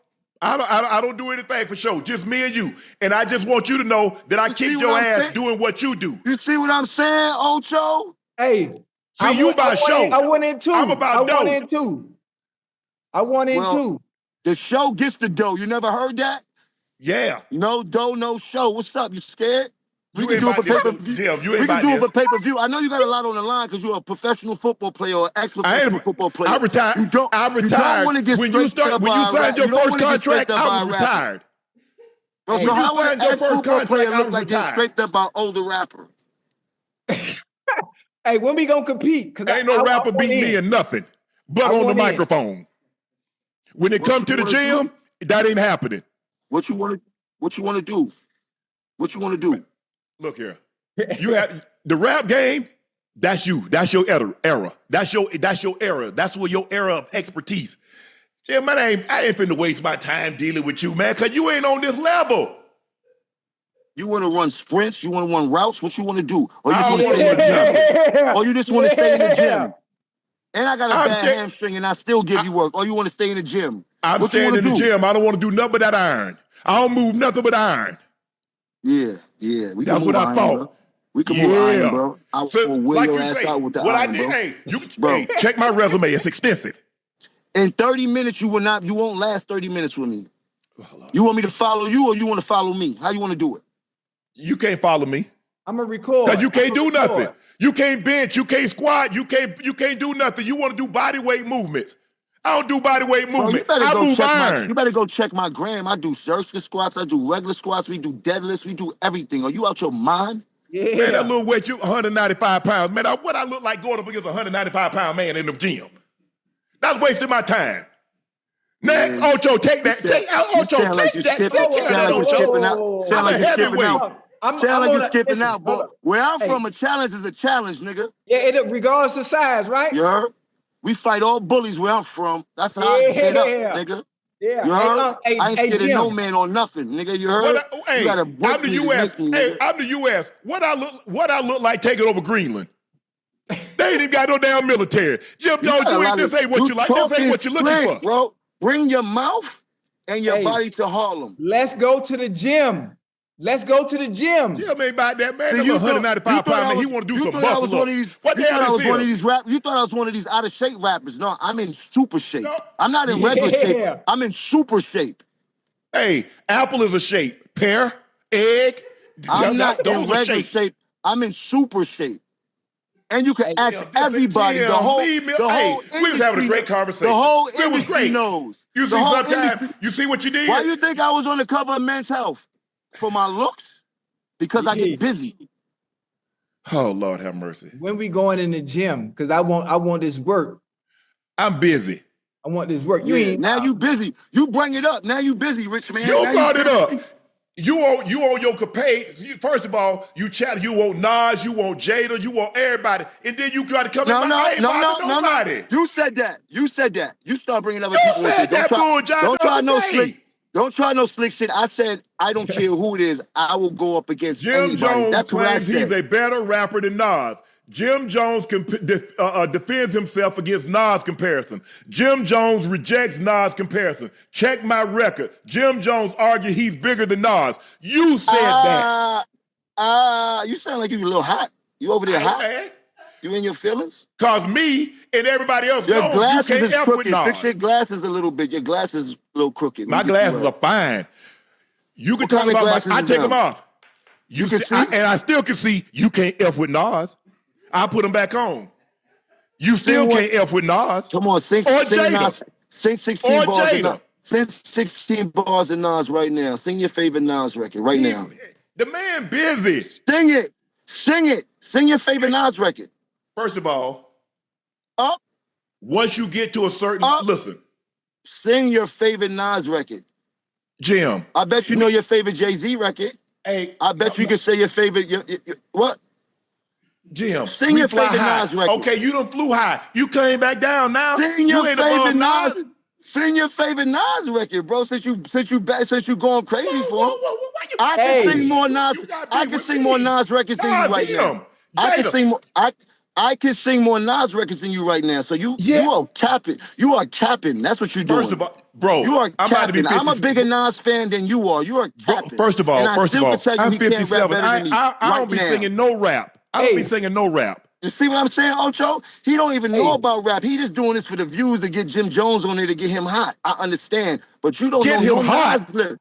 You don't know Nas You better lyrics. check the You podcast don't know space. no Nas lyrics. Now you better talk. Sing check. 16. Hey, sing this the a biggest Nas podcast you ever been Name on. one Nas record. Hey, This the Sing biggest one Nas podcast you song. ever been on. Hold on, No hey, other we all- do you know podcast a you been Nas on song? bigger Hey. than this one.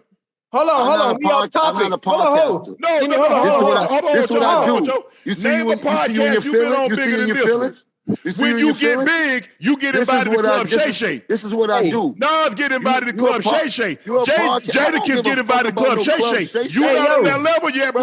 See, Slow we it all- down. Shay is for Temper. little young Hello? white girls. Chill out. We Chill off out. Don't play topic. with me, bro. Chill We out. off topic. You dealing with the wrong one, bro. Right here, bro. I You heard don't me? care nothing about nothing that shit you got to say, bro. You might as well take me off this Hello? shit, bro. Hey, we here. You can't out Leave talk me me. alone, bro. You might can out rap me, but you can't out talk me. Don't nobody want to go to Club Shay Shay. Nobody want to buy no VIP tickets to that shit. Nobody rushing to go to that shit. Biggest You ain't got podcast nothing you ever lit been in on. Club Shay Shay. Hey. You If do you got a good fortunate, you get podcast. an invite. You do got Ain't a good nobody podcast. listening to me? The podcast is tremendous. You and Ocho do your thing. But don't get it twisted, bro. I don't care Hey. nothing about no fucking We podcast, bro. we supposed to be talking about music and love and embracing one another and culture and Nah, having we ain't gonna fun. let it come out here and disrespect Nas and Jada. That ain't gonna happen on here. Now, where were we? Why Let you me get keep in. putting Jada into this? Why you keep putting Jada into this? What's wrong with you? What is wrong with you, bro? You type of nigga to Listen. get caught like, nah, come out. They call us all. Like, why you keep trying to put Jada into this, bro? What? Nah, I get it, bro. It's all good. It's all love, bro. All right, how about this here? Tell us It's all about this love. movie you got coming out. The next movie? What you said? Yeah, you got a movie coming out, Yeah, right? coming at the church steps, a lovely movie. I got a bunch of comedians in there, a bunch of influences that we all know.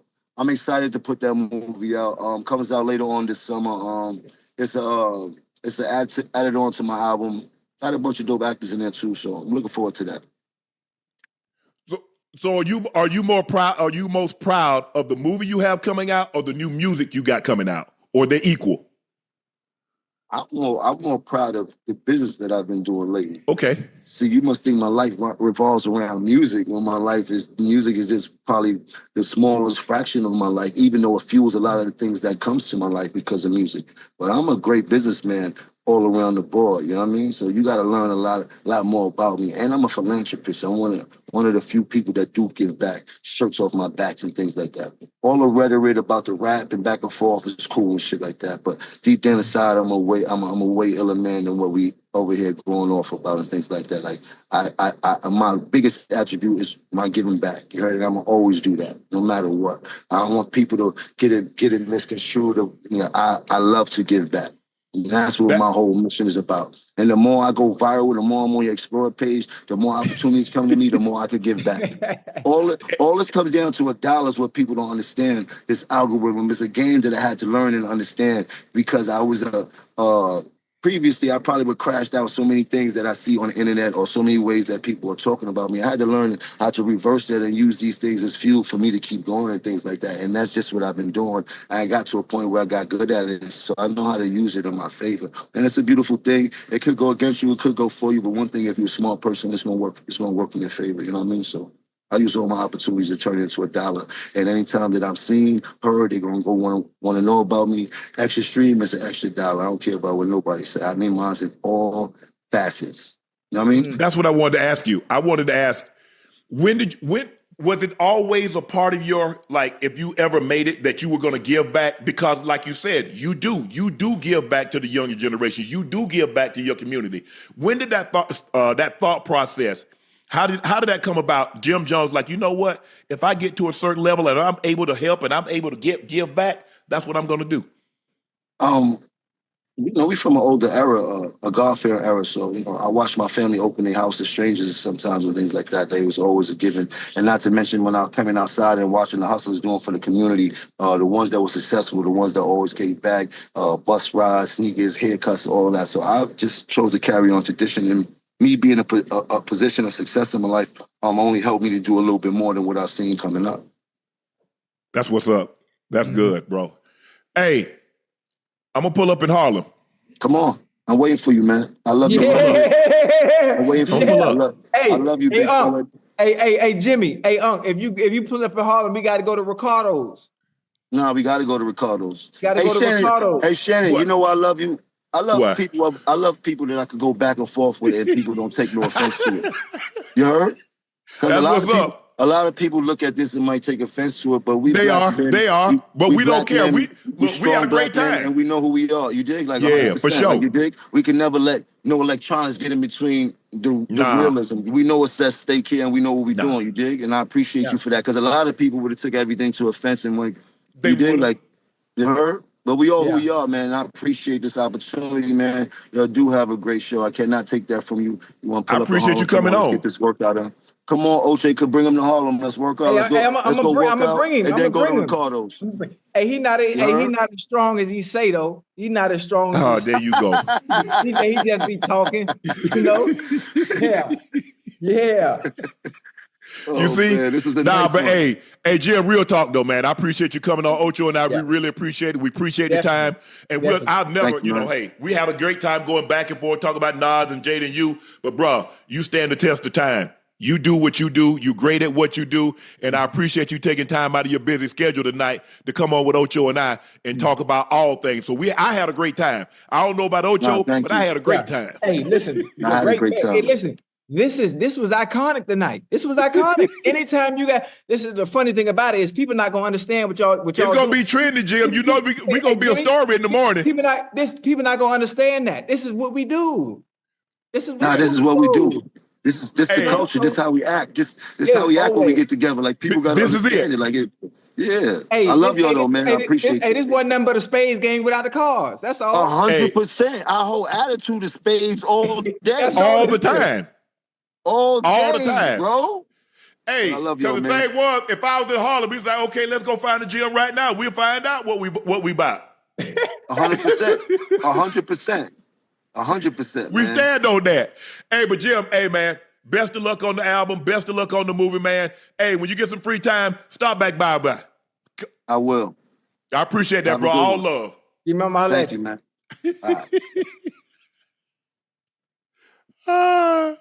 Hey, Ocho. That was awesome. That was awesome.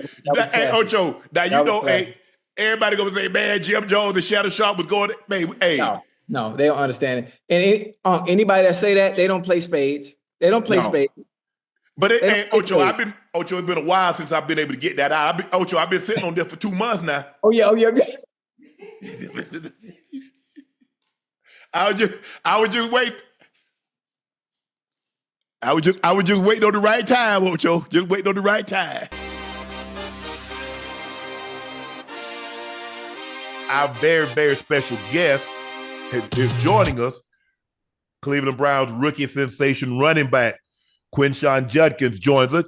Q, what's going on, bro? What's up? How you doing? Nah, he good now. What's Man, up, you was Whack? housing that thing this week. Well, you been housing it since you got back, but you was really housing that thing. You house call. Seriously. I'm out. Hey, I had to. Yeah. How you feeling? How's your experience so far in the NFL been? Has it been everything you expected it to be as opposed to, the transition from college to the Yeah, pros? most definitely. I feel like it's been more so surreal, not only for myself, but for my family to get to experience everything, get to meet a lot of the players, and that whole 9 yards, man, just getting to finally touchdown, going through so much, a slow start to the beginning of the season, and just everything taking off when I landed. Man, that's what's Yes, up, sir. man. You're from Ohio, No, I'm right? from Alabama. I'm from Montgomery. Oh, you from? Yeah. Oh, man, how did let you get out of? How did you get way to Ohio State from Bama? NIL. Hey, that's the way to keep it. That's the way to keep it but stacked. seriously, oh man, I think for myself, just in college, man, I ended up going to Ole Miss for 2 years. I played there in the SEC. Had a lot of success, and then my last year of college, for my junior year, I was like, man, I want to go somewhere I can compete for a national championship. So I ended up at Ohio State. I felt like that was a great situation. Coach Day was a great type program, a lot of talented players there. So I was like, it's no better place to go than Ohio State. So I ended up there. Hey, Q, tell me something. You were SEC freshman of the year, I, right? I was like nominee for it or something like that. But yeah, I think I was freshman of the year. I can't even remember. So you left the SEC to go to Ohio Yep, State, huh? yep. Hey, that bag different, ain't it, man? For me, it wasn't about that though. You know, like for many different people, like in the game, it's about the money, the car, different. For me, it was like, at the end of the day, bro, I'm a competitor. I'm trying to go out and, kill it. Like I'm trying to go out and, win games as much as possible. Because at Ole Miss, I was putting up 1,500 yards. I'm getting 15 touchdowns a year. So I'm like, man, I'm doing all of that, but that's not what fulfills me. That don't make me happy. So that wasn't what I was Right. chasing. Okay. Hey, You wanted that title. Hey, Q. Hey, don't give me that politically Nah, correct for real answer, though. Q. Nah, for real. Q, come on. Hey, this your boy. Come on. Don't do me like that. For real. Hey. Okay. I'm gonna let you have it. Hey, one thing I want to talk about. I want to talk about the Cleveland Browns, and I want to from the outside looking.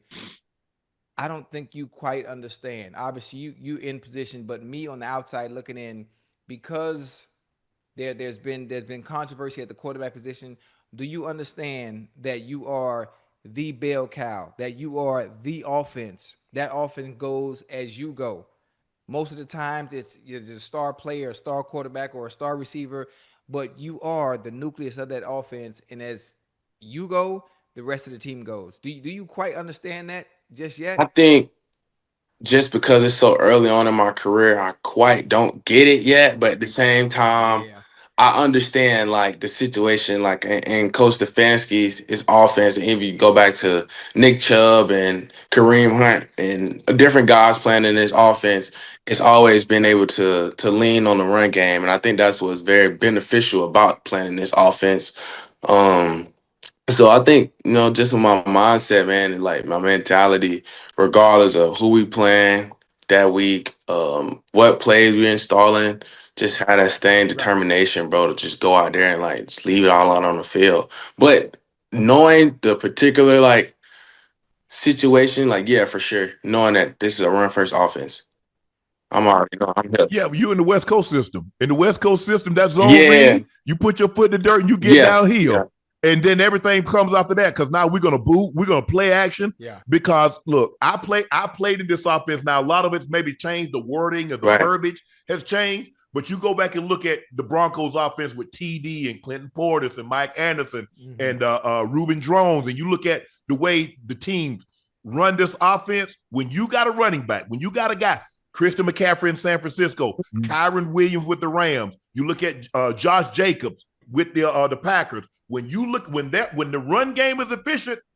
this offense is almost impossible to stop. Almost literally, because I feel like that's when we're at our best. When we're clicking in the run game, like I feel like as a team, man, we're unstoppable. And that's where we continue to get better at and consistently try to go out there on Sundays and put it all together. Because I feel like you said, man, that run game is what really helps us. Hey, What were your speaking. expectations when you what was your Mm. goals when you came in? You was dealing what you did. You was dealing with what you was dealing with Yeah. in the off season. I think you got uninvited to the draft, but you was going through what you was going through. You was like, okay, this is going to be behind me, and I'm going to have to put what's this is. I got to put that behind, and I got to go somewhere, and I got to perform at an elite level. I got to play like I know I can Right. play. What was your expectations for your rookie I season? think for myself, it was more so a testament to, what I'm doing when nobody was looking. Because when I wasn't in the building, like I didn't have a strength staff. I didn't have a coach to talk to go over plays. I didn't have every resource that I had while I'm here in Cleveland now. So it was like the amount of dedication that it took for me to give everything I had and try to perfect my craft when I wasn't around, and then come back and like it was nothing and try to get on that same page with no training camp, no football for what 3 months. So not having those things and just training, making sure I'm mentally sharp. So when I get that call and I go back, I'm ready. I think that was my things that I really harped the most. Also, other than like physical activity, was was really just making sure, like I'm mentally sharp, just because you go through so much, man. And a lot of people don't understand.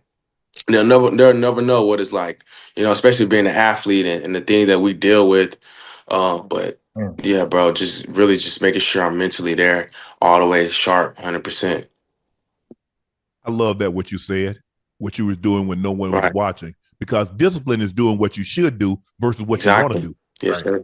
I'm sure you wanted to, hey, the boys kicking it, they doing their thing. Hey, let me go over here, let me party, let me kick it. But the discipline, stay true, because I got bigger issues. You're the first Browns player with 3 rushing touchdowns in the game since Nick Chubb did it September 18th, 2022. You had 84 yards rushing, 3 touchdowns, and you're Rookie of the Week nominee. When you see things like you've doing things that hadn't been done by a Browns player in 3 years, you're doing, being nominated for Rookie of the Year. Look, we all want validation. We put that kind of time in, we put that kind of work in the offseason, and to see you plant a tree, you want it to bear fruit. Yeah. You're bearing fruit. Definitely. How pleasing, how gratifying, how satisfying is it for, like, okay, everything that I did in the offseason, everything that I went through, this is more gratifying. It makes it even more like I know I was doing the right thing. For me, it more so like I'm one of those people where it's like, man, I'm just trying to chop wood. I'm just trying to chop wood. What I'm doing is that's cool, but at the same time, like, I got bigger goals. I know how I view myself as a competitor, how good I want to be. So I don't really think about it, but at the same time, when I look up and knowing what I've been through, knowing like how I persevered, knowing what like different challenges I've faced, and then you see the light at the end of the tunnel, it motivates me personally to like, keep going and strive to be better. So I think just that motivation you get from it and the hunger. Hey, Q, man, as a rookie in the NFL, Yeah. bro, living the American dream.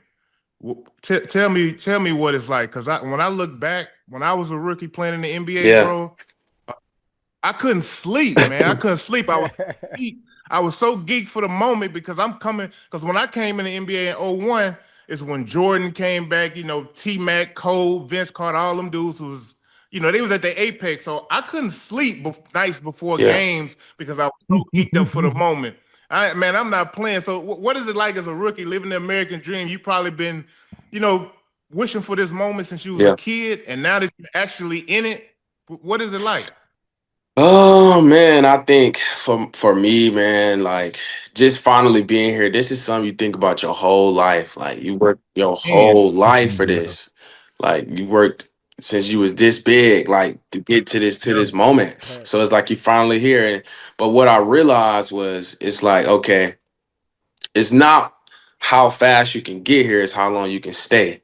So my thing is, doing everything in my power to, be able to go out there and have the same amount of success, not only for this year, but for a long time, and keep that same discipline. So that's one thing I did learn, I would say, is that, just having so many good vets too. You got a lot of good vets in the locker room, and you meet a lot of good players around the league too. You develop a lot of relationships. I think in college is more so very compared to the NFL, I would say it's kind of individualized just because guys aren't in locker rooms as long as they are at different organizations in the league. So I think in the league, man, you always have people that you can lean on, get advice from, because like coming into this, a lot of stuff moves super fast. So having somebody that you can ask different questions to, so you're not just hit by the blind, for real, for real. Right. Hey, how's the body holding up so Good. far? I feel good. I got a lot of carries when I was at Ole Miss. I used to get a lot of carries, and then last year at Ohio State, I think I had like maybe 300, 255. So I was used to being the bell cow guy, Right. So I feel good though. Okay. As the quarterback, look, he started out, and Gabriel gets drafted, and Shador comes in, and we know what that last name brings. You got Joe Flacco, and you got Pickett, and we're gonna move on. We go in this direction, and now the quarterback, the situation with Gabriel and Shador, is he gonna get reps? Is he gonna start? Is he gonna play? Has that impacted the locker room in any way? No, I think with our team, we all so close, and we got so many young guys, man. It's like in our locker room, we genuinely, it's almost like you in college again. It feels like For real. Like, damn, like locker room full of young guys, but man, it's just like the energy there, regardless of who playing. Those two guys, they always support each other, man. Like it was a clip I seen I like that on the internet the other day, and it was like them walking down the sideline and just talking, laughing about. I think we had just scored a touchdown or something. But that's who they genuinely are. That's who they truly are. They are competitors, but at the same time, they want what's best for each other. And I don't think it's ever been turmoil or any words said by anybody on our team like about who's starting quarterback. We all 100% support Dylan. I even played him when I was at Ohio State twice. I played him at Oregon once, and then I played him again in Pasadena, California at the Rose Bowl. So I got to see him and how he is as a quarterback. He's super talented, bro. He's like super smart. He processes really fast, and he's a great player. So I'm excited to see how he develop in his career. That's amazing. Man, Q, thanks for stopping by. Thanks for giving some time. Congratulations on your early success. Continue success. Stay healthy. And, when it's all said and done at the end of the year, you go over 1,000 yards. Come back and tell us how you did. Appreciate y'all. Appreciate you, man. All right. Have a good one. Later. Yo. Hey, Q. Hey, tell Denzel Ward he can't stop me. Look, right now I be telling him at practice, he be getting mad. I be like, bro, I've been that corner on your ass, boy. I'm 220. I still do it. You feel me? Yeah, I'm like that. I'm gonna hit him though. I'm gonna let him know. I appreciate that, man.